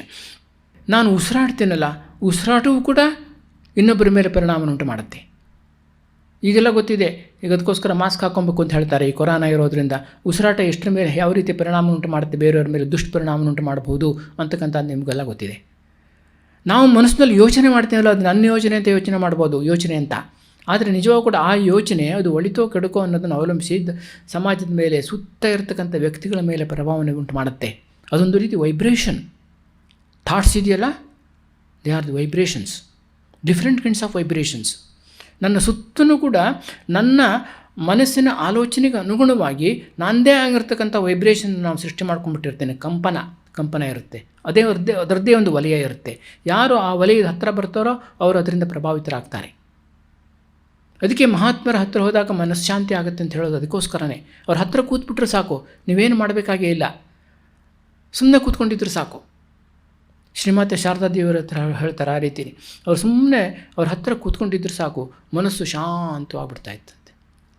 ಅಲ್ಲಿಂದ ಬರೋಕ್ಕಿಂತ ಮುಂಚೆ ಏನೇನೋ ಗೊಂದಲಗಳೆಲ್ಲ ಇರುತ್ತೆ, ಏನೇನೋ ಪ್ರಶ್ನೆ ಕೇಳಬೇಕು ಅಂತ ಇರುತ್ತೆ, ಅದಿರುತ್ತೆ. ಎಷ್ಟೆಷ್ಟು ಗೊಂದಲಗಳು, ಸಮಸ್ಯೆಗಳು ಎಲ್ಲದೂ ಕೂಡ ಅಲ್ಲಿ ಬಂದು ಅವ್ರ ಮುಂದ್ಗಡೆ ಕೂತ್ಬಿಟ್ರೆ ಸಾಕು, ಎಲ್ಲ ಸಮಸ್ಯೆ ಹೊಟ್ಟೋಗ್ಬಿಡ್ತಾ ಇತ್ತಂತೆ. ಮನಸ್ಸು ಶಾಂತವಾಗಿಬಿಡ್ತಾ ಇತ್ತಂತೆ. ಅವರೇನು ಮಾತಾಡ್ತಾನೆ ಇರಲಿಲ್ಲ, ಏನು ಮಾತಾಡೋ ಅವಶ್ಯಕತೆಯೇ ಇರಲಿಲ್ಲ. ಅವ್ರ ಸುತ್ತ ಅಂಥ ಒಂದು ಶಾಂತವಾಗಿರ್ತಕ್ಕಂಥ ಪರಿಸರವನ್ನು ಅವರು ನಿರ್ಮಾಣ ಮಾಡ್ತಾಯಿದ್ರು. ಅವರ ಕಂಪನವನ್ನು ಸೃಷ್ಟಿಸ್ತಾಯಿದ್ರು. ಅದರ ಪ್ರಭಾವಕ್ಕೆ ಬಂದವರೆಲ್ಲರೂ ಕೂಡ ಅವರಿಗೆ ಒಳ್ಳೆಯದಾಗ್ತಾಯಿತ್ತು. ಹಾಗೆ ಪ್ರತಿಯೊಬ್ಬ ವ್ಯಕ್ತಿಯೂ ಕೂಡ ತನ್ನದೇ ಆಗಿರ್ತಕ್ಕಂಥ ಒಂದು ಕಂಪನವನ್ನು ಅವನು ಸೃಷ್ಟಿ ಮಾಡ್ತಾನಂತೆ. ಅದನ್ನು ಯಾವುದನ್ನು ಅವಲಂಬಿಸಿರುತ್ತೆ ಅಂತಂದ್ಬಿಟ್ರೆ ಅವನ ಮನಸ್ಸಿನ ಆಲೋಚನೆಯಲ್ಲಿ ಅವಲಂಬಿಸಿರುತ್ತೆ. ಅದಕ್ಕೋಸ್ಕರವಾಗಿ ಸ್ವಾಮಿ ವಿವೇಕಾನಂದ ಹೇಳ್ತಾರೆ, ನೀವು ಮನಸ್ಸಿನಲ್ಲಿ ಪ್ರತಿಯೊಂದು ಸಂದರ್ಭದಲ್ಲಿ ಏನು ಆಲೋಚಿಸ್ತಾ ಇದ್ದೀರಾ, ಯಾವ ಥಾಟ್ಸ್ ಬರ್ತಾ ಇದೆ ಅದರ ಕಡೆಗೆ ನೀವು ಗಮನ ಕೊಡಿ. ಇದು ಒಂದು ಸಾಮಾಜಿಕ ಜವಾಬ್ದಾರಿ. ನನ್ನ ಆಲೋಚನೆಯಿಂದ ನಾನು ಅನೇಕರಿಗೆ ತೊಂದರೆ ಕೊಡ್ಬೋದು. ಒಂದು ಘಟನೆಯನ್ನು ಹೇಳ್ತೀನಿ ನಾನು. ಸ್ವಾಮಿ ಬ್ರಹ್ಮಾನಂದರಿಗೆ ಜೀವನಕ್ಕೆ ಸಂಬಂಧಪಟ್ಟಿರ್ತಕ್ಕಂಥ ಒಂದು ಘಟನೆ. ನಮಗೆ ಇವೆಲ್ಲ ಅತ್ಯಂತ ಸೂಕ್ಷ್ಮ, ನಮಗೆ ಗೊತ್ತಾಗೋದಿಲ್ಲ, ನಮಗೆ ವಿ ಆರ್ ಸೋ ಗ್ರಾಸ್. ಅವರು ಸ್ವಾಮಿ ಬ್ರಹ್ಮಾನಂದರು ಅಂತ ಶ್ರೀರಾಮಕೃಷ್ಣ ನೇರ ಶಿಷ್ಯರು. ಅವರು ಯಾವಾಗಲೂ ಕೂಡ ಅವರೆಲ್ಲ ಬ್ರಹ್ಮಚಾರಿಗಳು, ಸನ್ಯಾಸಿಗಳೆಲ್ಲ ಇರ್ತಾರಲ್ಲ, ಕಿರಿಯ ಅವರ ಶಿಷ್ಯರೆಲ್ಲ ಇದ್ದಾರಲ್ಲ, ಅವರನ್ನು ತಮ್ಮ ಕೊಠಡಿನಲ್ಲೇ ಬಂದುಬಿಟ್ಟು ಅವರು ಧ್ಯಾನ ಮಾಡೋದಕ್ಕೆ ಹೇಳ್ತಾಯಿದ್ರು. ಅವರು ಧ್ಯಾನ ಕೂತ್ಕೋತಾಯಿದ್ರು, ಅವರೆಲ್ಲ ಸುತ್ತ ಅವರು ಧ್ಯಾನ ಕೂತ್ಕೋತಾಯಿದ್ರು. ಎಲ್ಲರೂ ಕೂಡ ಧ್ಯಾನ ಅತ್ಯಂತ ಆಳದ ಧ್ಯಾನವಾಗ್ತಾ ಇತ್ತಂತೆ. ಅಷ್ಟೊಂದು ಬಿಕಾಸ್ ಅವರ ಪ್ರಭಾವದಿಂದಾಗಿ ಅವರು ಆಳವಾಗಿ ಧ್ಯಾನ ಮಾಡ್ತಾಯಿದ್ರು. ಅದರ ಪ್ರಭಾವ ಅವ್ರ ಮೇಲೆಲ್ಲ ಆಗ್ತಾಯಿತ್ತು. ಅದರಿಂದಾಗಿ ಅವ್ರ ಮನಸ್ಸು ಶಾಂತವಾಗ್ತಾಯಿತ್ತು. ಅಂದರೆ ಅವ್ರು ಹೇಳ್ತಾ ಇದ್ರಂತೆ, ಯಾರು ಚೆನ್ನಾಗಿ ಧ್ಯಾನ ಮಾಡ್ತಾರೋ ಅದು ಇತರರ ಮೇಲೆ ಪರಿಣಾಮವನ್ನುಂಟು ಮಾಡುತ್ತೆ, ಅವರು ಕೂಡ ಧ್ಯಾನ ಮಾಡೋಕ್ಕೆ ಸಾಧ್ಯವಾಗುತ್ತೆ. ಇದೊಂದು ಪರಸ್ಪರ ಪ್ರಭಾವವನ್ನುಂಟು ಮಾಡ್ತಕ್ಕಂಥ ಒಂದು ಪ್ರಕ್ರಿಯೆ. ಹಾಗೆಯೇ ಎಲ್ಲಾದರೂ ಕೂಡ ಕೆಟ್ಟದ್ದನ್ನು ಆಲೋಚನೆ ಬಂತು ಅಂತಂದ್ಬಿಟ್ರೆ ಅದು ಕೂಡ ಏನು ಮಾಡುತ್ತೆ ಅಂತಂದ್ಬಿಟ್ಟು ಇತರರ ಧ್ಯಾನವನ್ನು ಕೆಡಿಸಿಬಿಡ್ತಂತೆ. ಅವ್ರಿಗೆ ಧ್ಯಾನ ಮಾಡೋಕ್ಕಾಗೋದೇ ಇಲ್ಲ. ಒಬ್ಬ ವ್ಯಕ್ತಿ ಏನಾದರೂ ಕೆಟ್ಟ ಆಲೋಚನೆ ಮಾಡೋಕ್ಕೆ ಶುರು ಮಾಡಿದ ಅಂತಂದ್ಬಿಟ್ರೆ, ದುಷ್ಟ ಆಲೋಚನೆ ಮಾಡೋಕ್ಕೆ ಶುರು ಮಾಡಿದ ಅಂತಂದ್ಬಿಟ್ರೆ ಅದು ಇತರರ ಮನಸ್ಸನ್ನು ಕೆಡಿಸಿಬಿಡುತ್ತೆ. ಒಬ್ಬರಿಗೆ ಅವರೇನು ಬ್ರಹ್ಮಚಾರಿ, ಅವಾಗ ಅವರಿಗೆ ಯೋಚನೆ ಬಂದಂಥವ್ರು ಸ್ವಲ್ಪ ಇದು ಕ್ರಾಂತಿಕಾರಿ ಮನಸ್ಸು ಅವ್ರದ್ದು. ಇವ್ರು ಹೇಳ್ತಾರಲ್ಲ ಇದು ನಿಜನಾ ಅಂತ ನೋಡಬೇಕು ಅಂತಂದ್ಬಿಟ್ಟು ಒಂದು ದಿವಸ ಅವರು ಧ್ಯಾನ ಕೂತ್ಕೊಂಡಿದ್ದಾಗ ಬೇಕು ಅಂತಲೇ ಭಾಳ ತೀವ್ರವಾಗಿ ಅತ್ಯಂತ ಕೆಟ್ಟ ಆಲೋಚನೆಯನ್ನು, ದುಷ್ಟ ಆಲೋಚನೆಯನ್ನು ಅವ್ರು ಮಾಡೋಕ್ಕೆ ಶುರು ಮಾಡಿದ್ರಂತೆ. ಅಶ್ಲೀಲವಾಗಿರ್ತಕ್ಕಂಥ ಆಲೋಚನೆಯನ್ನು ಚಿಂತನೆ ಮಾಡೋಕ್ಕೆ ಶುರು ಮಾಡಿದ್ರಂತೆ. ಆಮೇಲೆ ಯಾರ್ಯಾರಿಗೆ ಆ ಥರ ಆಯಿತು ಗೊತ್ತಿಲ್ಲ. ಆಮೇಲೆ ಎಲ್ಲ ಧ್ಯಾನ ಸೆಷನ್ನೆಲ್ಲ ಮುಗಿದ ಮೇಲೆ ಅವ್ರನ್ನ ಬ್ರಹ್ಮಾನಂದರು ಕರೆದ್ಬಿಟ್ಟು ಹೇಳಿದ್ರಂತೆ, ನೋಡು, ನೀನು ಈ ರೀತಿಯೆಲ್ಲ ಪ್ರಯೋಗ ಮಾಡೋಕ್ಕೆ ಹೋಗಬೇಡ. ನಿನಗೆ ಗೊತ್ತಿರೋದಿಲ್ಲ ನಿನ್ನ ಮನಸ್ಸಿನ ಆಲೋಚನೆಗಳು ಬೇರೆಯವ್ರ ಮೇಲೆ ಎಷ್ಟೊಂದು ಪ್ರಭಾವ ಬೀರುತ್ತೆ ಅಂತ ನಿನಗೆ ಗೊತ್ತಿರೋದಿಲ್ಲ. ಅವನು ಏನೇನು ಆಲೋಚನೆ ಮಾಡ್ದಂತ ಬ್ರಹ್ಮಾನಂದರಿಗೆ ಗೊತ್ತಾಗೋಯಿತು. ಅವರು ಎಚ್ಚರಿಕೆ ಕೊಡ್ತಾರೆ, ಈ ರೀತಿ ನೀನು ಮಾಡಬಾರ್ದು. ನಿನ್ನ ಆಲೋಚನೆಯ ಮೂಲಕ ನೀನು ಇತರರಿಗೆ ಸಹಾಯ ಮಾಡಬೇಕೇ ಹೊರತು ಕೂಡ ಇತರರ ಮನಸ್ಸನ್ನು ಕೆಡಿಸೋಕ್ಕೆ ಪ್ರಯತ್ನ ಪಡಬಾರದು ಅಂತ. ಇದು ಬಹಳ ಮುಖ್ಯವಾಗಿರ್ತಕ್ಕಂಥ ಅಂಶ. ಅಂದರೆ ನಮ್ಮ ಆಲೋಚನೆಯ ಮೂಲಕವೂ ಕೂಡ ನಾವು ಇತರರಿಗೆ ಸಹಾಯ ಮಾಡೋಕ್ಕೆ ಸಾಧ್ಯ. ಅಂದರೆ ಇಲ್ಲಿ ಸಾಮಾಜಿಕ ಜವಾಬ್ದಾರಿ ಎಷ್ಟಿರುತ್ತೆ ನಮಗೆ ಅಂತ ಇದರಿಂದ ಅರ್ಥ ಮಾಡ್ಕೊಬೋದು. ಅಂದರೆ ಪ್ರತಿಯೊಬ್ಬ ವ್ಯಕ್ತಿಯೂ ಕೂಡ ಅವನು ಏನೇನು ಮಾಡ್ತಾನೆ, ಏನೇನು ಕೆಲಸ ಮಾಡ್ತಾನೆ, ಅದು ಕೇವಲ ವೈಯಕ್ತಿಕವಲ್ಲ, ಅದಕ್ಕೆ ಒಂದು ಸಾಮಾಜಿಕ ಆಯಾಮ ಇರುತ್ತೆ. ಅದು ಸಮಾಜದ ಮೇಲೆ ತನ್ನ ಪರಿಣಾಮವನ್ನು ಉಂಟು ಮಾಡುತ್ತೆ. ಅವನು ಯೋಚನೆ ಮಾಡ್ಬೋದು, ನಾನು ನನ್ನ ಜೀವನೋಪಾಯಕ್ಕೋಸ್ಕರ ಕೆಲಸ ಮಾಡ್ತಾಯಿದ್ದೀನಿ. ಒಬ್ಬ ಆಫೀಸಲ್ಲಿ ಕ್ಲರ್ಕು, ಅವನು ಗುಮಾಸ್ತೆ, ಅವನು ಖಬರ್ ಇರ್ತಾನೆ, ಏನೋ ಮಾಡ್ತಾ ಇರ್ತಾನೆ. ಅವನು ಯೋಚನೆ ಮಾಡ್ಬೋದು, ನನ್ನ ಕೆಲಸ, ನನ್ನ ಜೀವನೋಪಾಯಕ್ಕೋಸ್ಕರ ನಾನು ಮಾಡ್ತಾಯಿದ್ದೀನಿ ಅಂತ ಅವನು ಯೋಚನೆ ಮಾಡ್ಬೋದು. ಆದರೆ ಅವನು ಎಷ್ಟು ಸಮರ್ಥವಾಗಿ ಕೆಲಸ ಮಾಡ್ತಾನೆ, ಎಷ್ಟು ಪ್ರಾಮಾಣಿಕವಾಗಿ ಕೆಲಸ ಮಾಡ್ತಾನೆ, ಅದಕ್ಕೆ ಅನುಗುಣವಾಗಿ ಅದು ಆ ಸಂಸ್ಥೆಯ ಮೇಲೆ ಮತ್ತು ಇಡೀ ಸಮಾಜದ ಮೇಲೆ ತನ್ನ ಪ್ರಭಾವವನ್ನು ಉಂಟು ಮಾಡ್ತಾ ಇರುತ್ತೆ. ಇದು ಅವನಿಗೆ ಗೊತ್ತಾಗೋದಿಲ್ಲ. ಇದನ್ನು ಅವನು ಯೋಚನೆ ಮಾಡಬೇಕು. ಇದನ್ನು ಅವನು ಯೋಚನೆ ಮಾಡಿದರೆ ಅವನಿಗೆ ಸಾಮಾಜಿಕ ಪ್ರಜ್ಞೆ ಜಾಸ್ತಿ ಆಗುತ್ತೆ. ಸಮಾಜದ ಬಗ್ಗೆ ಒಂದು ಕಳಕಳಿ ಉಂಟಾಗುತ್ತೆ. ಈ ರೀತಿ ಪ್ರತಿಯೊಬ್ಬ ಆಡಳಿತಗಾರನು ಕೂಡ ಅವನು ಯಾವುದೇ ಕ್ಷೇತ್ರದಲ್ಲಿ ಇರ್ಬೋದು, ಎಲ್ಲೇ ಬೇಕಾದರೂ ಇರ್ಬೋದು, ಪ್ರತಿಯೊಬ್ಬರು ವ್ಯಕ್ತಿಯೂ ಕೂಡ ಕೆಲಸ ಮಾಡ್ತಾ ಇರ್ತಕ್ಕಂಥ, ಬೇರೆ ಬೇರೆ ಕ್ಷೇತ್ರದಲ್ಲಿ ಕೆಲಸ ಮಾಡ್ತಾ ಇರ್ತಕ್ಕಂಥ ಪ್ರತಿಯೊಬ್ಬ ವ್ಯಕ್ತಿಯೂ ಕೂಡ ಆಲೋಚನೆ ಮಾಡಬೇಕಾಗಿರ್ತಕ್ಕಂಥ ವಿಷಯ. ಇದು ತನ್ನ ವೈಯಕ್ತಿಕ ಕೆಲಸ ಅಲ್ಲ, ಇದು ಸಾಮಾಜಿಕ ಕೆಲಸ. ಇದಕ್ಕೆ ಸಾಮಾಜಿಕವಾಗಿರ್ತಕ್ಕಂಥ ಆಯಾಮ ಇದೆ. ಆ ರೀತಿ ಸಾಮಾಜಿಕ ಜವಾಬ್ದಾರಿಯ ಪ್ರಜ್ಞೆಯನ್ನು ನನ್ನ ಮನಸ್ಸಿನಲ್ಲಿ ಇಟ್ಕೊಂಡ್ಬಿಟ್ಟು ನಾನು ಕೆಲಸ ಮಾಡಬೇಕು. ಇಷ್ಟಿದ್ರೆ ಸಾಕು, ಮತ್ತೇನು ಅವನು ಮಾಡಬೇಕಾಗಿಲ್ಲ. ಹೊರಗಡೆ ಹೋಗ್ಬಿಟ್ಟು ಯಾವುದೇ ಸೇವಾ ಕಾರ್ಯವನ್ನು ಮಾಡಬೇಕಾಗಿಲ್ಲ. ಪ್ರತಿಯೊಬ್ಬ ವ್ಯಕ್ತಿಯೂ ಕೂಡ ತನ್ನ ಕ್ಷೇತ್ರದಲ್ಲಿ ತನ್ನ ಪಾಲಿಗೆ ಬಂದಿರತಕ್ಕಂಥ ಕೆಲಸವನ್ನು ಸಾಮಾಜಿಕ ಜವಾಬ್ದಾರಿಯ ಪ್ರಜ್ಞೆಯಿಂದ, ನೈತಿಕ ಪ್ರಜ್ಞೆಯಿಂದ ಪ್ರಾಮಾಣಿಕವಾಗಿ ಅವನು ಕೆಲಸ ಮಾಡಿದರೆ ಅವನಿಗೂ ನೆಮ್ಮದಿ, ಅವನಿಗೂ ಶಾಂತಿ, ಸಮಾಜಕ್ಕೂ ಒಳಿತಾಗುತ್ತೆ. ಇದು ಸಮಾಜದ ಹೇಗೆ ವಿಕಾಸವಾಗಬೇಕು ಅಂತಕ್ಕಂಥದ್ರ ಬಗ್ಗೆ. ಆಮೇಲೆ ಅವನಿಗೆ ಕೇವಲ ಸಾಮಾಜಿಕ ಜವಾಬ್ದಾರಿ ಅಷ್ಟೇ ಅಲ್ಲ, ಅವನಿಗೆ ಸಾಮಾಜಿಕ ಜವಾಬ್ದಾರಿ ಬರಬೇಕು ಅಂತಂದ್ಬಿಟ್ರೆ ಅವನಿಗೆ ವೈಯಕ್ತಿಕ ಜವಾಬ್ದಾರಿ ಕೂಡ ಇರಬೇಕು. ಇಂಗ್ಲೀಷ್ನಲ್ಲಿ ಒಂದು ಸುಂದರವಾದ ಹೇಳಿಕೆ ಇದೆ, one who rows the boat seldom has time to rock it ಅಂತ. ಅಂತಂದರೆ ಯಾರು ದೋಣಿಯನ್ನು ನಡೆಸ್ತಾ ಇರ್ತಾನೋ, ಹುಟ್ಟಾಕ್ತಾ ಇರ್ತಾನೋ, ಅವನು ದೋಣಿಯನ್ನು ಅಲ್ಲಾಡಿಸಿ ಅದನ್ನು ಮುಳುಗಿಸೋ ಪ್ರಯತ್ನ ಮಾಡೋದೇ ಇಲ್ಲ. ಅವನು ಮಾಡೋಕ್ಕಾಗೋದೇ ಇಲ್ಲ. ಅವನಿಗೆ ಸಂಪೂರ್ಣವಾಗಿ ಆ ದೋಣಿಯಲ್ಲಿ ಇರ್ತಕ್ಕಂಥ ಪ್ರತಿಯೊಬ್ಬ ವ್ಯಕ್ತಿ ಜೀವ ಇದೆಯಲ್ಲ, ಅದರ ಜವಾಬ್ದಾರಿ ಅವನಿಗಿರುತ್ತೆ. ಅವನು ದೋಣಿ ಮುಳುಗಿದ್ರು ತಾನು ಕೂಡ ಕಷ್ಟಪಡಬೇಕಾಗುತ್ತೆ. ಅವರೆಲ್ಲರ ಜವಾಬ್ದಾರಿ ಅವನ ಮೇಲೆ ಇರುತ್ತೆ. One who rows the boat seldom has time to rock it. ಆ ಥರ ಒಬ್ಬ ವ್ಯಕ್ತಿ ಜೀವನ ಮಾಡಬೇಕು ಸಮಾಜದಲ್ಲಿ. ಇದು ಸಾಮಾಜಿಕ ಜವಾಬ್ದಾರಿಯನ್ನು ಸೂಚಿಸ್ತಕ್ಕಂಥದ್ದು. ಉತ್ತಮ ಸಮಾಜ, ಸುಶಿಕ್ಷಿತವಾಗಿರ್ತಕ್ಕಂಥ ಸಮಾಜ ನಿರ್ಮಾಣವಾಗಬೇಕು ಅಂತಂದ್ಬಿಟ್ರೆ ನಮ್ಮೆಲ್ಲರ ಜವಾಬ್ದಾರಿ ಇರುತ್ತೆ, ಪ್ರತಿಯೊಬ್ಬರ ಜವಾಬ್ದಾರಿ ಇರುತ್ತೆ. ಅದು ಯಾರೋ ಸರ್ಕಾರದ ಜವಾಬ್ದಾರಿ ಅಂತಲ್ಲ, ಯಾವುದೋ ಸಂಸ್ಥೆಯ ಜವಾಬ್ದಾರಿ ಅಂತಲ್ಲ, ಯಾರೋ ಒಬ್ಬ ವ್ಯಕ್ತಿಗೆ ಸಂಬಂಧಪಟ್ಟಿದ್ದು ಅಂತಲ್ಲ. ಪ್ರತಿಯೊಬ್ಬರು ಕೂಡ ಇದರಲ್ಲಿ ಭಾಗಿಗಳಾಗಬೇಕು. ಪ್ರತಿಯೊಬ್ಬರಿಗೂ ಆ ಸಾಮಾಜಿಕ ಜವಾಬ್ದಾರಿ ಇರಬೇಕು, ಪ್ರಜ್ಞೆ ಇರಬೇಕು, ವೈಯಕ್ತಿಕ ಪ್ರಜ್ಞೆಯೂ ಕೂಡ ಇರಬೇಕು, ವೈಯಕ್ತಿಕ ಜವಾಬ್ದಾರಿಯೂ ಕೂಡ ಇರಬೇಕು. ಇದಕ್ಕೆ ಒಂದು ಸ್ವಾತಂತ್ರ್ಯ ಅಂತ ಹೇಳ್ತಾರೆ. ನಾವೆಲ್ಲರೂ ಕೂಡ ಏನು ಮಾಡ್ತೀವಿ ಅಂತಂದ್ಬಿಟ್ರೆ ನಮಗೆ ಸ್ವಾತಂತ್ರ್ಯ ಬೇಕು ಅಂತ. ಈಗ ಎಲ್ಲರೂ ಕೂಡ ಹೇಳ್ತಕ್ಕಂಥ ಒಂದು ಸ್ವಾತಂತ್ರ್ಯ ಬೇಕು ಅಂತ. ನಮಗೆ ಎಲ್ಲ ವಿಷಯದಲ್ಲೂ ಸ್ವಾತಂತ್ರ್ಯ ಇರಬೇಕು. ಏನು ಬರೆಯಬೇಕಾದರೂ ಸ್ವಾತಂತ್ರ್ಯ ಇರಬೇಕು, ಏನು ಮಾತಾಡಬೇಕಾದ್ರೂ ಕೂಡ ಸ್ವಾತಂತ್ರ್ಯ ಇರಬೇಕು, ಯಾರದನ್ನು ಮೀಟ್ ಮಾಡಬೇಕಾದ್ರೂ ಸ್ವಾತಂತ್ರ್ಯ ಇರಬೇಕು, ಎಲ್ಲ ಕೆಲಸದಲ್ಲೂ ಕೂಡ ನಮಗೆ ಇಷ್ಟ ಬಂದಂಗೆ ಮಾಡೋದಕ್ಕೆ ಸ್ವಾತಂತ್ರ್ಯ ಇರಬೇಕು ಅಂತ ಹೇಳ್ತಾರೆ. ಆದರೆ ಇದು ನಿಜವಾಗಿರ್ತಕ್ಕಂಥ ಸ್ವಾತಂತ್ರ್ಯ ಅಲ್ಲ. ಇದನ್ನು ಅವ್ರು ಯಾರು ಯೋಚನೆ ಮಾಡೋದೇ ಇಲ್ಲ. ಇದು ತಮ್ಮ ದೌರ್ಬಲ್ಯಗಳಿಗೆ ತಾವೇನೇ ದಾಸರಾಗಿರ್ತಕ್ಕಂಥ ಮನೋಭಾವ. ಇದು ತಮ್ಮ ಆಸೆಗಳಿಗೆ, ತಮ್ಮ ದೌರ್ಬಲ್ಯಗಳಿಗೆ, ತಮ್ಮಲ್ಲಿರ್ತಕ್ಕಂಥ ಅನೇಕ ರೀತಿಯ ಪ್ರಲೋಭನೆಗಳಿಗೆ, ಅವುಗಳಿಗೆ ನಾವು ದಾಸರಾಗಿ ಇರ್ತಕ್ಕಂಥ ಗುಲಾಮಗಿರಿ ಇದು.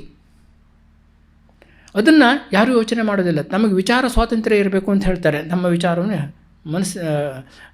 ಎಕ್ಸ್ಪ್ರೆಸ್ ಮಾಡೋದಕ್ಕೆ ಪತ್ರಿಕಾ ಸ್ವಾತಂತ್ರ್ಯ ಅಂತೆಲ್ಲ ಹೇಳ್ತಾರಲ್ಲ. ಆದರೆ ಅವರ ವಿಚಾರವೇ ಅದು ಸ್ವತಂತ್ರವಾಗಿರೋದಿಲ್ಲ, ಎಲ್ಲೆಲ್ಲೋ ಕದ್ದಿದ್ದಾಗಿರುತ್ತದು, ಯಾರ್ಯಾರಂತೂ ತೊಗೊಂಡಿದ್ದಾಗಿರುತ್ತೆ. ಅಲ್ಲಿ ಸ್ವಾತಂತ್ರ್ಯನೇ ಇರೋದಿಲ್ಲ ಅವರಿಗೆ. ಯಾವುದೋ ಅನೇಕ ವಿಚಾರಗಳ ಪ್ರಭಾವಕ್ಕೆ ಒಳಗಾಗ್ಬಿಟ್ಟಿರ್ತಾರೆ, ಅಲ್ಲಿ ಸ್ವಾತಂತ್ರ್ಯ ಇರೋದಿಲ್ಲ ಅವರಿಗೆ. ಆದರೆ ಎಕ್ಸ್ಪ್ರೆಷನ್ಗೆ ಮಾತ್ರ ಸ್ವಾತಂತ್ರ್ಯ ಇರಬೇಕು ಅಂತ ಅವರು ಇಷ್ಟಪಡ್ತಾರೆ. ಇದು ಸ್ವಾತಂತ್ರ್ಯ ಅಲ್ಲ. ಸ್ವಾತಂತ್ರ್ಯ ಅಂತ ಹೇಳಬೇಕಾದ್ರೆ ಒಬ್ಬ ವ್ಯಕ್ತಿ ಸ್ವತಂತ್ರನಾಗಿರಬೇಕು ಅಂತ ಹೇಳೋದಕ್ಕೆ 3 ಅಂಶಗಳು ಭಾಳ ಮುಖ್ಯ.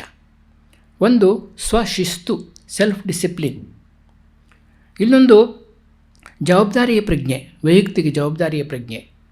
ಮತ್ತೊಂದು ಇತರರ ಸ್ವಾತಂತ್ರ್ಯಕ್ಕೆ ಗೌರವವನ್ನು ಕೊಡ್ತಕ್ಕಂಥ ಒಂದು ಮನೋಭಾವ.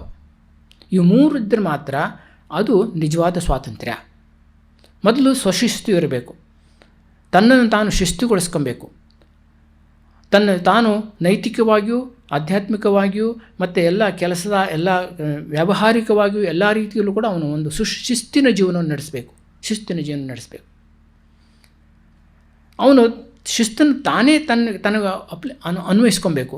ಅದನ್ನು ಹೊರಗಡೆಯಿಂದ ಬಂದಿರತಕ್ಕಂಥದ್ದು ಅದು ನನ್ನ ಮೇಲೆ it is forced on me ಅಂತ ಅವನು ತಿಳ್ಕೊಬಾರ್ದು. ಅದು ತನ್ನ ಒಳಿತಿಗೋಸ್ಕರನೇ ಇರ್ತಕ್ಕಂಥದ್ದು, ತನ್ನ ಉನ್ನತಿಗೋಸ್ಕರನೇ ಈ ಶಿಸ್ತು ಎಲ್ಲ ಇರ್ತಕ್ಕಂಥದ್ದು, ನೀತಿ ನಿಯಮಾವಳಿಗಳು ಇರ್ತಕ್ಕಂಥದ್ದು. ಆ ಒಂದು ಮನೋಭಾವದಿಂದ ಅದನ್ನು ಸ್ವೀಕರಿಸಿ ತನ್ನದನ್ನಾಗಿ ಮಾಡ್ಕೊಂಬಿಟ್ಟು ಅದಕ್ಕೆ ಅನುಗುಣವಾಗಿ ಅವನು ಆಂತರಿಕ ಪ್ರೇರಣೆಯಿಂದ ಅವನು ಅದನ್ನು ಅನುಸರಿಸುವಂತಾಗಬೇಕು. ಈ ರೀತಿ ಒಂದು ಮನಸ್ಥಿತಿಯನ್ನು ಪ್ರತಿಯೊಂದು ಮಕ್ಕಳಲ್ಲೂ ಕೂಡ ಸೃಷ್ಟಿಸ್ತಕ್ಕಂಥದ್ದು ತಂದೆ ತಾಯಿಗಳ ಮತ್ತು ಶಿಕ್ಷಕರ ಜವಾಬ್ದಾರಿ. ಇದು ಸ್ವಶಿಸ್ತು ಇಲ್ಲ ಅಂತಂದ್ಬಿಟ್ರೆ ಸ್ವಾತಂತ್ರ್ಯಕ್ಕೆ ಬೆಲೆನೇ ಇಲ್ಲ. ಅದು ಸ್ವಚ್ಛಂದ ಪ್ರವೃತ್ತಿ ಆಗಿಬಿಡುತ್ತೆ. ಅದು ಸ್ವಾತಂತ್ರ್ಯ ಅಲ್ಲ. ಅದಕ್ಕೆ ಈ ಸ್ವಶಿಸ್ತು ಅಂತಕ್ಕಂಥ ಇದಕ್ಕೊಂದು ಉದಾಹರಣೆಯನ್ನು ಕೊಡ್ತೀನಿ. ನಾನು ಯಾವುದೋ ಪುಸ್ತಕದಲ್ಲಿ ಓದಿರ್ತಕ್ಕಂಥದ್ದು ಭಾಳ ಚೆನ್ನಾಗಿದೆ. ಈ ಮಕ್ಕಳೆಲ್ಲ ಏನು ಮಾಡ್ತಾರೆ, ಗಾಳಿಪಟ ಆರಿಸ್ತಾರೆ.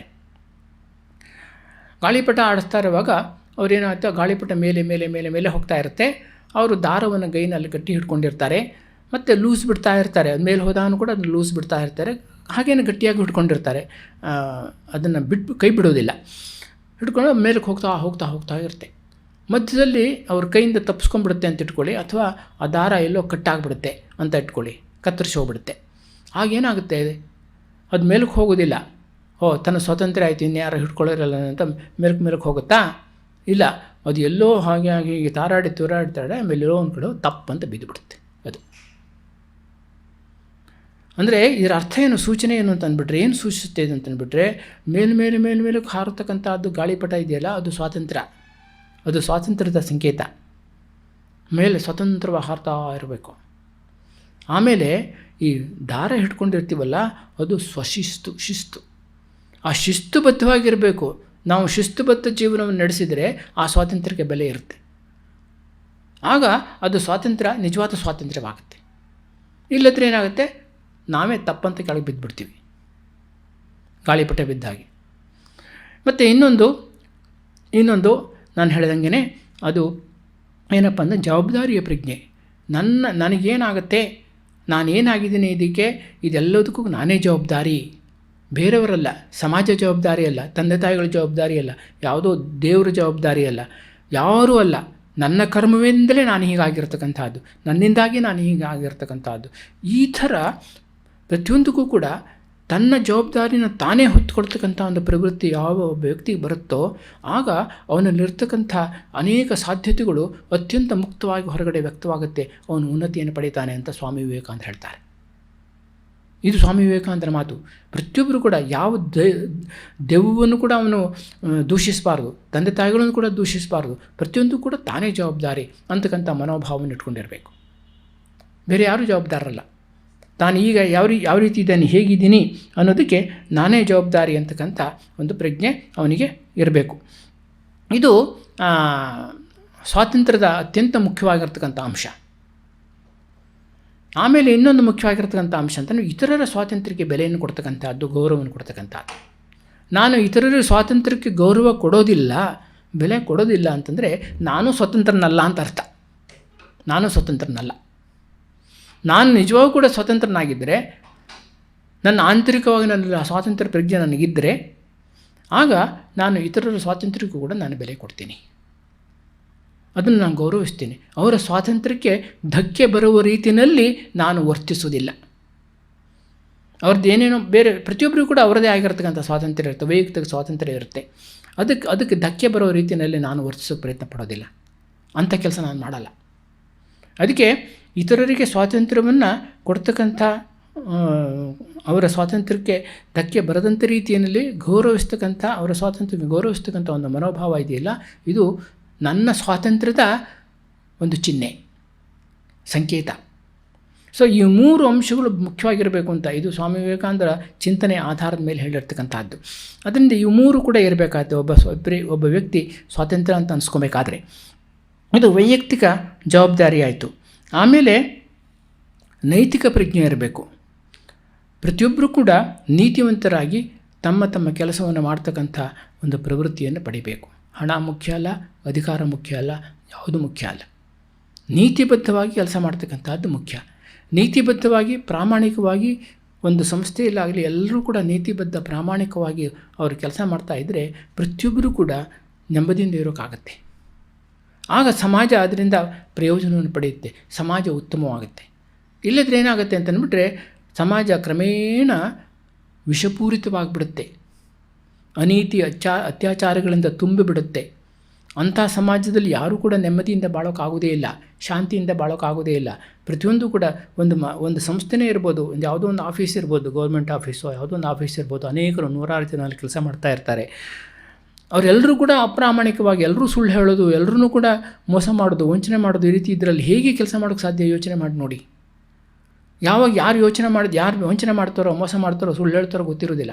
ಆ ನೈತಿಕ ಪ್ರಜ್ಞಾನ ಒಂದು ನೀತಿ ಅಂತಂದರೆ ಏನು ಅಂತ, ಇನ್ನೇನು ವಿಶೇಷ ಏನೂ ಅಲ್ಲ, ನನ್ನ ನಿಜವಾದ ಸ್ವಭಾವಕ್ಕೆ ಅನುಗುಣವಾಗಿ ಬಾಳ್ತಕ್ಕಂಥದ್ದೇ ನೀತಿ. ಅಂದರೆ ಇನ್ನೇನು ವಿಶೇಷ ಏನೂ ಅಲ್ಲ. ಸುಳ್ಳು ಹೇಳೋದು ಅಂತಂದ್ಬಿಟ್ರೆ ಅಸ್ವಾಭಾವಿಕ, ನನ್ನ ಸ್ವಭಾವಕ್ಕೆ ವಿರುದ್ಧವಾಗಿ ವರ್ತಿಸ್ತಕ್ಕಂಥದ್ದು. ಸತ್ಯವನ್ನು ಹೇಳ್ತಕ್ಕಂಥದ್ದು, ಸತ್ಯಸಂಧನಾಗಿರ್ತಕ್ಕಂಥದ್ದು ಅತ್ಯಂತ ಸ್ವಾಭಾವಿಕ, ನ್ಯಾಚುರಲ್ ಸ್ಟೇಟ್. ಇದು ನ್ಯಾಚುರಲ್, ಅದನ್ನೇನು ಯಾರೇನು ಮಾಡ್ಬೇಕು ಹೇಳಬೇಕಾಗಿಲ್ಲ ಅದಕ್ಕೆ. ಆದರೆ ಅದನ್ನು ಏನು ಮಾಡ್ತೀನಿ ಅಂತಂದ್ಬಿಟ್ರೆ, ಸುಳ್ಳು ಹೇಳಬೇಕು ಅಂತಂದ್ಬಿಟ್ರೆ ಅದನ್ನು ತಿರ್ಚಬೇಕು, ಅದನ್ನು ಬೇರೆ ಥರ ಮಾಡಿಬಿಡಬೇಕು, ಅದಕ್ಕೆ ಬೇರೆ ರೂಪವನ್ನು ಕೊಡಬೇಕು, ಅದು ಇಲ್ಲದಂತ ಮಾಡಬೇಕು, ಏನಾಗಿಲ್ವೋ ಇನ್ನೊಂದು ಥರ ಮಾಡಿಬಿಡೋದು, ಹೇಳೋದು. ಅದು ಅನ್ಯಾಚುರಲ್, ಅಸ್ವಾಭಾವಿಕವಾಗಿರ್ತಕ್ಕಂಥ ಸ್ಥಿತಿ. ಅಂದರೆ ಪ್ರತಿಯೊಬ್ಬರು ಕೂಡ ನಿಜವಾಗಿ ಹೇಳಬೇಕು ಅಂತಂದರೆ ನೀತಿವಂತರಾಗಿರೋದಕ್ಕೆ ಇಷ್ಟಪಡ್ತಾರೆ. ನೀತಿಯನ್ನು ಎಲ್ಲರೂ ಇಷ್ಟಪಡ್ತಾರೆ. ಅತ್ಯಂತ ಕೆಟ್ಟ ವ್ಯಕ್ತಿಯೂ ಕೂಡ ನೀತಿಯನ್ನು ಇಷ್ಟಪಡ್ತಾನೆ. ಯಾಕೋಸ್ಕರ ಇಷ್ಟಪಡ್ತಾನೆ ಗೊತ್ತಾ? ಅವನು ಎಷ್ಟೇ ತನ್ನ ದೌರ್ಬಲ್ಯದ ವಶದಿಂದಾಗಿ ಅವನು ಎಷ್ಟೇ ಕೆಟ್ಟದನ್ನು ಮಾಡ್ತಾಯಿದ್ರು ಕೂಡ, ಸುಳ್ಳು ಹೇಳ್ತಾಯಿದ್ರು, ಮೋಸ ಮಾಡ್ತಾಯಿದ್ರು, ವಂಚನೆ ಮಾಡ್ತಾಯಿದ್ರು ಕೂಡ ಅವನ ಮನಸ್ಸಿನಲ್ಲಿ ಆಳದಲ್ಲಿ ಅವನು ಯಾವಾಗಲೂ ಯೋಚನೆ ಮಾಡ್ತಾನೆ, ಪ್ರತಿಯೊಬ್ಬರು ಕೂಡ ನೀತಿವಂತರಾಗಿರಬೇಕು ಅಂತಲೇ ಯೋಚನೆ ಮಾಡ್ತಾನೆ. ಯಾವ ಸುಳ್ಳು ಹೇಳೋನು ಕೂಡ ಎಲ್ಲರೂ ಸುಳ್ಳು ಹೇಳಬೇಕು ಅಂತ ಯೋಚನೆ ಮಾಡಲ್ಲ. ಯಾವ ಮೋಸ ಮಾಡುವನು ಕೂಡ, ವಂಚನೆ ಮಾಡುವನು ಕೂಡ, ಪ್ರತಿಯೊಬ್ಬರು ಕೂಡ ಸಮಾಜದಲ್ಲಿ ಎಲ್ಲರೂ ಕೂಡ ವಂಚನೆ ಮಾಡಬೇಕು, ಮೋಸ ಮಾಡಬೇಕು ಅಂತ ಯೋಚನೆ ಮಾಡಲ್ಲ. ಎಂಥ ಒಂದು ಹಿಂಸೆ ಮಾಡುವನು ಕೂಡ, ಹಿಂಸಾತ್ಮಕ ಪ್ರವೃತ್ತಿ ಇರೋನು ಕೂಡ ಸಮಾಜದಲ್ಲಿ ಎಲ್ಲರೂ ಕೂಡ ಹಿಂಸಾತ್ಮಕ ವ್ಯಕ್ತಿಗಳಾಗಬೇಕು, ಎಲ್ಲರೂ ಹಿಂಸೆ ಮಾಡಬೇಕು ಅಂತ ಯೋಚನೆ ಮಾಡಲ್ಲ, ಖಂಡಿತ ಮಾಡಲ್ಲ. ಅಂದರೆ ಪ್ರತಿಯೊಬ್ಬರಲ್ಲೂ ಕೂಡ ನೈತಿಕ ಅಂಶ ಅಂತಕ್ಕಂಥದ್ದು ಇದೆ, ನೈತಿಕ ಪ್ರಜ್ಞೆ ಇದೆ. ಅದನ್ನು ಅನೇಕ ಸಂದರ್ಭಗಳು, ಅನೇಕ ಸಾಮಾಜಿಕ ಸಂದರ್ಭಗಳು, ಪರಿಸ್ಥಿತಿಗಳು ಅದನ್ನು ಬಿಡ್ತವೆ. ಬಿಟ್ಬಿಟ್ಟು ಏನಾಗುತ್ತೆ, ಅವನು ಅನೈತಿಕವಾಗಿ ವರ್ತಿಸಿ ಮಾಡ್ತಾನೆ. ಅದಕ್ಕೆ ಅನೇಕ ಕಾರಣಗಳೆಲ್ಲ ಇರುತ್ತೆ. ಅದಕ್ಕೋಸ್ಕರವಾಗಿ ನಾವು ನಮ್ಮ ಉತ್ತಮ ಸಮಾಜ ನಿರ್ಮಾಣ ಮಾಡೋದು ಅಂತ ಅರ್ಥ ಏನು ಅಂತಂದುಬಿಟ್ರೆ, ಈ ರೀತಿ ನೈತಿಕ ವಾತಾವರಣವನ್ನು ಸಮಾಜದಲ್ಲಿ ನಿರ್ಮಾಣ ಮಾಡ್ತಕ್ಕಂಥದ್ದು ನೈತಿಕ ವಾತಾವರಣ. ಅಂಥ ನೈತಿಕ ವಾತಾವರಣದಲ್ಲಿ ಎಲ್ಲರೂ ಕೂಡ ನೀತಿವಂತರಾಗಿ ನೆಮ್ಮದಿಯಿಂದ ಬಾಳೋದಕ್ಕೆ ಅನುಕೂಲವಾಗುತ್ತೆ, ಸುಲಭವಾಗುತ್ತೆ. ಇದನ್ನೇ ಸತ್ಯಯುಗದ ಕಲ್ಪನೆ ಅಂತಂದ್ಬಿಟ್ರೆ ಇದೇನೆ.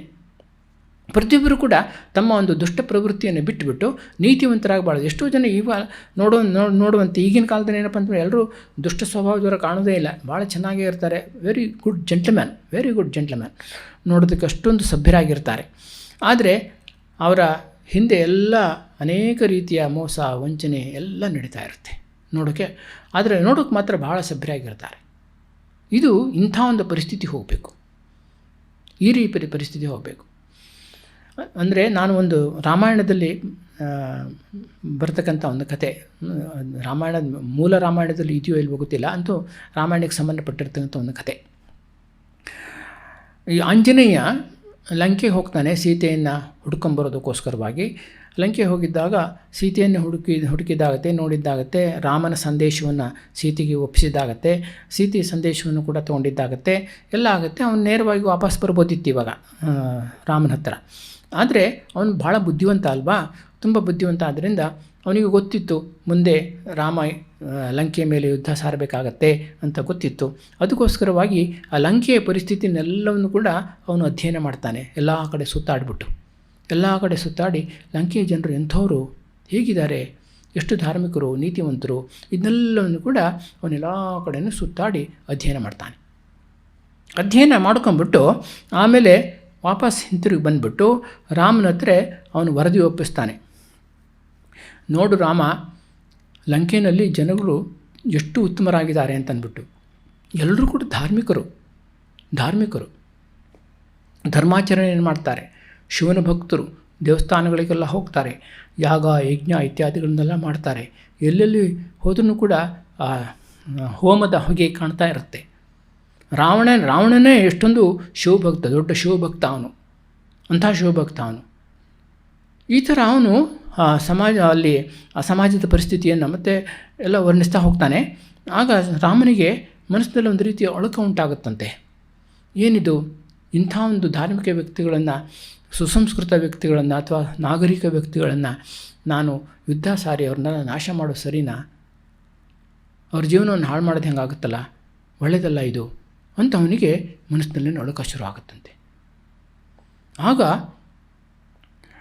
ಆಂಜನೇಯ ತಕ್ಷಣ ಹೇಳ್ತಾನಂತೆ, ನೋಡು ರಾಮ, ಅವರು ಎಷ್ಟೇ ಧಾರ್ಮಿಕರಾಗಿರ್ಬೋದು, ಯಾಗ ಯಜ್ಞ ಇತ್ಯಾದಿಗಳನ್ನು ಮಾಡ್ತಾ ಇರ್ಬೋದು, ಪೂಜೆ ಮಾಡ್ತಾ ಇರ್ಬೋದು, ದೇವಸ್ಥಾನಕ್ಕೆ ಹೋಗ್ತಾ ಇರ್ಬೋದು, ಏನೇ ಮಾಡ್ತಾ ಇರ್ಬೋದು, ಆದ್ರೂ ಕೂಡ ಅವರೆಲ್ಲ ಅತ್ಯಂತ ಅನೈತಿಕ ವ್ಯಕ್ತಿಗಳು, ವಿಷಯ ಲಂಪಟರು, ಹಿಂಸಕರು, ಕ್ರೂರಿಗಳು. ಅದರಿಂದ ಅಂಥವ್ರನ್ನು ನಾವು ನಾಶ ಮಾಡೋದರಲ್ಲಿ ಯಾವುದೇ ದೋಷವೂ ಇಲ್ಲ ಅಂತ ಹೇಳಿದಂತೆ. ಅಂದರೆ ಈ ಕಥೆ ಏನು ಸೂಚಿಸುತ್ತೆ ಅಂತಂದರೆ, ನಾವು ಬರೀ ಧಾರ್ಮಿಕರಾಗಿದ್ದರೆ ಪ್ರಯೋಜನ ಇಲ್ಲ, ದೇವಸ್ಥಾನಗಳು ಹೋಗ್ತಾ ಇದ್ದರೆ ಪ್ರಯೋಜನ ಇಲ್ಲ, ಯಾಗಯಜ್ಞ ಮಾಡ್ತಾ ಇದ್ದರೆ ಪ್ರಯೋಜನ ಇಲ್ಲ, ಏನೇನೋ ಧಾರ್ಮಿಕ ಅನುಷ್ಠಾನಗಳೆಲ್ಲ ಇದೆಯಲ್ಲ, ಈಗೆಲ್ಲ ತುಂಬ ಮಾಡ್ತಾರೆ. ಯಾರ್ಯಾರು ಅತ್ಯಂತ ಅನೀತಿ ಅತ್ಯಾಚಾರದ ಜೀವನವನ್ನು ನಡೆಸ್ತಾರೋ ಅವರೇ ಹೆಚ್ಚು ಧಾರ್ಮಿಕರಾಗಿರ್ತಾರೆ. ಇವಾಗ ಎಲ್ಲ ದೇವಸ್ಥಾನಗಳಿಗೆ ಹೋಗ್ತಾರೆ, ಎಲ್ಲ ಧಾರ್ಮಿಕ ಸಂಸ್ಥೆಗಳೊಡನೆ ಸಂಬಂಧ ಇಟ್ಕೊಂಡಿರ್ತಾರೆ, ಏನೇನೋ ಭವಿಷ್ಯ ನೋಡೋದಂತೆ ಅದಂತೆ ಏನೇನೆಲ್ಲ ಮಾಡ್ತಾರೆ, ಎಲ್ಲ ರೀತಿಯ ಧಾರ್ಮಿಕ ಕ್ರಿಯಾಕಲಾಪಗಳನ್ನೆಲ್ಲ ಮಾಡ್ತಾರೆ. ಏನು ಪ್ರಯೋಜನ? ಇದರಿಂದ ಏನು ಅರ್ಥ ಇದೆ? ಇದನ್ನೇ ಆ ಕಥೆ ಸೂಚಿಸ್ತಕ್ಕಂಥದ್ದು. ಅವರು ಎಷ್ಟೇ ಧಾರ್ಮಿಕರಾಗಿರ್ಬೋದು, ಧಾರ್ಮಿಕ ಆಚಾರಗಳನ್ನು ನೆರವೇರಿಸ್ತಾ ಇರ್ಬೋದು, ದೇವಸ್ಥಾನಕ್ಕೆ ಹೋಗಿರ್ಬೋದು, ದೇವಸ್ಥಾನ ಪೂಜೆ ಮಾಡ್ಬೋದು, ಏನೇ ಬೇಕಾದರೂ ಮಾಡ್ಬೋದು, ಆದರೆ ನೀತಿವಂತರಾಗಿಲ್ಲದೆ ಇರೋದರಿಂದ ಅಂಥ ಸಮಾಜ ಅದು ಹಾಳಾಗಲೇಬೇಕು, ನಾಶವಾಗಲೇಬೇಕು. ಆದ್ದರಿಂದ ನಮಗೆ ಈಗ ಪ್ರಸ್ತುತ ಪರಿಸ್ಥಿತಿಯಲ್ಲಿ ತುರ್ತಾಗಿ ನಾವು ಬೇಕಾಗಿರತಕ್ಕಂಥ ಅದು ಧರ್ಮ ಅಲ್ಲ. ಧರ್ಮ ಅಂತಂದರೆ ನಾನು ಯಾವುದನ್ನು ಧರ್ಮ ಅಂತ ಕರಿತೀನಿ ಅಂತಂದ್ಬಿಟ್ರೆ ಈ ಪೂಜೆ ಪುನಸ್ಕಾರ ದೇವಸ್ಥಾನ ಇತ್ಯಾದಿಗಳೆಲ್ಲ ಇದೆಯಲ್ಲ, ಅದು ಧಾರ್ಮಿಕ ಆಚರಣೆಗಳು. ನಿಜವಾಗ ನಾವು ಬೇಕಾಗಿರತಕ್ಕಂಥದ್ದು ಅಂತಂದ್ಬಿಟ್ರೆ ಬೇಕಾದಷ್ಟು ಇದೆ ಧರ್ಮ, ನಮಗೆ ಬೇಕಾದಷ್ಟು ಧರ್ಮ ಇದೆ.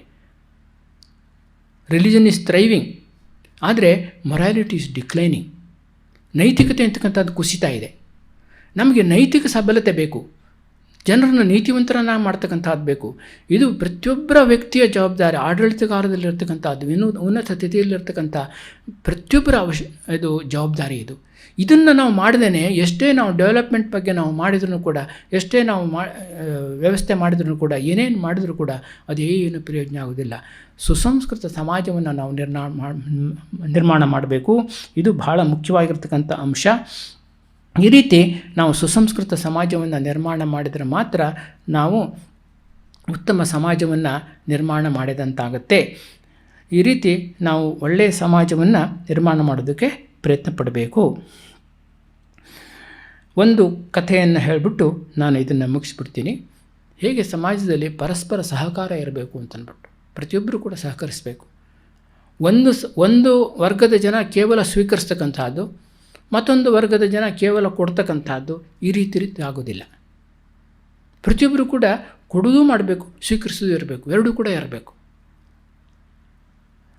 ಒಂದು story of A giving tree ಅಂತ ಒಂದಿದೆ ಕತೆ. ಒಂದು ಮರ ಇತ್ತಂತೆ, ಸೇಬಿನ ಮರ ಇತ್ತಂತೆ. ಆ ಸೇಬಿನ ಮರ ಅತ್ಯಂತ ಚೆನ್ನಾಗಿತ್ತು, ಪುಷ್ಟವಾಗಿ ಬೆಳ್ಕೊಂಡಿತ್ತು, ತುಂಬ ಹಣ್ಣುಗಳೆಲ್ಲ ಬಿಟ್ಟಿದ್ದು ಅಂತೆ. ಒಂದು ಸಾರಿ ಒಬ್ಬ ಹೊಟ್ಟೆಗಿಲ್ಲ, ಊಟಕ್ಕಿಲ್ಲ, ಏನಿಲ್ಲ, ಬಡವ ಅಂದರೆ ಬಡವ, ಅವನು ಹೋಗ್ಬಿಟ್ಟು ಆ ಮರವನ್ನು ಕೇಳಿದಂತೆ, ನೋಡು ಮರವೇ, ನನಗೆ ಹೊಟ್ಟೆಗಿಲ್ಲ, ಊಟಕ್ಕಿಲ್ಲ, ಬಡವ ಅಂದರೆ ಬಡವ, ನನಗೆ ಏನು ಮಾಡಬೇಕು ಅಂತ ಗೊತ್ತಿಲ್ಲ, ನನಗೇನಾದರೂ ಕೊಡು ಅಂತ ಕೇಳಿದಂತೆ. ಆ ಮರ ಹೇಳ್ತಂತೆ, ನೋಡಪ್ಪ, ಇಷ್ಟೊಂದು ಹಣ್ಣುಗಳೆಲ್ಲ ಬಿಟ್ಟಿದೆ, ಈ ಹಣ್ಣನ್ನೆಲ್ಲ ನೀನು ಕಿತ್ಕೊಂಡು ಹೋಗು ಅಂತ. ಆಯಿತು ಅಂತ ಏನು ಮಾಡ್ದ, ಅವನು ಎಲ್ಲ ಹಣ್ಣನ್ನು ಕೂಡ ಕಿತ್ಕೊಂಡು ಹೋದಂತೆ. ಕಿತ್ಕೊಂಡು ಹೋಗಿ ಮಾರಾಟ ಮಾಡ್ದ. ಒಂದಷ್ಟು ಹಣ ಸಿಕ್ತು. ಒಂದು 8-10 ದಿವಸ ಚೆನ್ನಾಗಿ ಅವನಿಗೆ ಊಟ ಬಟ್ಟೆ ಎಲ್ಲ ಆಯಿತು. ಅದೆಲ್ಲ ಆಮೇಲೆ ಖರ್ಚಾದ್ಮೇಲೆ ಮತ್ತೆ ಮರದ ಹತ್ತು ಬಂದಂತೆ. ಮರದ ಬಂದಾಗ ಮತ್ತೆ ಮರವನ್ನು ಬೇಡಿದ್ದಂತೆ, ನನಗೇನಾದರೂ ಕೊಡು ಅಂತ. ಮರ ಹೇಳ್ತಂತೆ, ನೋಡು, ನಾನೇನು ಕೊಡಲಿ, ಹಣ್ಣುಗಳೆಲ್ಲ ಹೊಟ್ಟೋಯ್ತು, ನೀನೇ ಕಿತ್ಕೊಂಡು ಹೋದೆ, ಈಗ ಕೊಂಬೆಗಳೆಲ್ಲ ಇದೆ, ಈ ಕೊಂಬೆಗಳನ್ನು ಬೇಕಾದ್ರೆ ಕತ್ತರಿಸ್ಕೊಂಡು ಹೋಗು ಅಂತ ಹೇಳ್ತಂತೆ. ಆಯಿತು ಅಂತ ಅಂದ್ಬಿಟ್ಟು ಎಲ್ಲ ಕೊಂಬೆಗಳನ್ನು ಕತ್ತರಿಸ್ಕೊಂಡು ಹೋದಂತೆ. ಅದು ಕಟ್ಟಿಗೆ ಆಯಿತು. ಕಟ್ಟಿಗೆ ಮಾರಾಟ ಮಾಡಿಬಿಟ್ಟು ಸುಮಾರು ಅನೇಕ ತಿಂಗಳು ಅವನಿಗೆ ಜೀವನೋಪಾಯಕ್ಕೆ ಸಾಧ್ಯವಾಯಿತು. ಆಮೇಲೆ ಏನು ಮಾಡ್ದ ಅಂತಂದ್ಬಿಟ್ಟು ಅದೆಲ್ಲ ಖರ್ಚಾದಮೇಲೆ, ಹಣ ಎಲ್ಲ ಖರ್ಚಾದಮೇಲೆ ಮತ್ತೆ ಮರದತ್ತ ಬಂದಂತೆ. ಬೇಡಿದಂತೆ ಮರವನ್ನು, ಏನಾದರೂ ಕೊಡು ಅಂತ. ಆಗ ಮರ ಹೇಳ್ತಂತೆ, ನೋಡಿ, ಇದೆಯಲ್ಲ ಈ ಕಾಂಡ ಇದೆ ಇವಾಗ, ಆ ಕಾಂಡವನ್ನು ಬೇಕಾದ್ರೆ ನೀವು ಕತ್ತರಿಸ್ಕೊಂಡು ಹೋಗು, ಅದರಿಂದ ಸ್ವಲ್ಪ ಇದಾಗುತ್ತೇನೋ, ಮರ ಎಲ್ಲ ಆಗುತ್ತೆ, ಹಲಿಗೆ ಇತ್ಯಾದಿಗಳೆಲ್ಲ ಆಗುತ್ತೆ, ಟಿಂಬರ್ ಆಗುತ್ತೆ, ನೀನು ಅದನ್ನ ಉಪಯೋಗಿಸ್ಕೊ ಅಂತ. ಅವನು ಬುಡ ಸಮೇತ ಆ ಮರವನ್ನು ಕತ್ತರಿಸ್ಕೊಂಡು ಹೋದಂತೆ. ಕತ್ತರಿಸ್ಕೊಂಡು ಹೋಗಿ ಎಷ್ಟೋ ಟಿಂಬರ್ ಆಯಿತು, ಎಷ್ಟೋ ಸಾವಿರಾರು ರೂಪಾಯಿ ಹಣ ಸಿಕ್ತು ಅವನಿಗೆ. ಹೀಗೆ ಅನೇಕ ತಿಂಗಳುಗಟ್ಟಲೆ ಅದರಿಂದ ಜೀವನೋಪಾಯ ಆಯಿತು. ಆಮೇಲೆ ಅದೆಲ್ಲ ಖರ್ಚಾದಮೇಲೆ ಮತ್ತೆ ಬಂದಂತೆ. ಮತ್ತೆ ಬಂದುಬಿಟ್ಟು ಮರವನ್ನು ಕೇಳಿದಂತೆ. ಆಗ ಮರ ಹೇಳ್ತಂತೆ, ನಾ ಇನ್ನೇನು ಕೊಡಲಿ, ಏನಿಲ್ಲ ನನ್ನ ಹತ್ರ, ಈಗ ಮೋಟು ಮರ ಇದೆ, ಆ ಮೋಟು ಮರದಲ್ಲಿ ಕೂತ್ಕೊಂಡ್ಬಿಟ್ಟು ಸ್ವಲ್ಪ ವಿಶ್ರಾಂತಿ ಪಡ್ಕೊಂಡು ಹೋಗು ಅಂತ ಹೇಳ್ತಂಥದ್ದು. ಇನ್ನೇನು ಮಾಡೋಕ್ಕಾಗತ್ತೆ? ಈ ಥರ ಬರೀ ಕೊಡೋದೇ ಒಂದು ವರ್ಗ ಆಗ್ಬಿಟ್ಟು ಸ್ವೀಕರಿಸೋದೇ ಇನ್ನೊಂದು ವರ್ಗ ಆಗ್ಬಿಟ್ರೆ ಅಂಥ ಸಮಾಜ ಉತ್ತಮವಾಗಿ ಸಾಧ್ಯನೇ ಇಲ್ಲ. ಅದರ ಬದಲು ಅವನು ಏನು ಮಾಡಬೇಕಾಗಿತ್ತು ಅಂತಂದ್ಬಿಟ್ಟು ಆ ಮರ ಬೆಳೆಸಬೇಕಾಗಿತ್ತು. ಇನ್ನೂ ಹೆಚ್ಚು ಮರಗಳನ್ನು, ಆ ಬೀಜದಿಂದ ಇನ್ನಷ್ಟು ಮರಗಳನ್ನು ಬೆಳೆಸಿಬಿಟ್ಟು ಆ ದೊಡ್ಡದೊಂದು ಸೇಬಿನ ತೋಟವನ್ನೇ ಅವನು ಮಾಡ್ಬೋದಿತ್ತು. ಮಾಡಿದರೆ ಅವನಿಗೇನಾಗ್ತಾಯಿತ್ತು, ಅವನಿಗೂ ಪ್ರಯೋಜನ ಆಗ್ತಾಯಿತ್ತು, ಮರಕ್ಕೂ ಪ್ರಯೋಜನ ಆಗ್ತಾಯಿತ್ತು, ಸಮಾಜಕ್ಕೂ ಪ್ರಯೋಜನ ಆಗ್ತಾಯಿತ್ತು.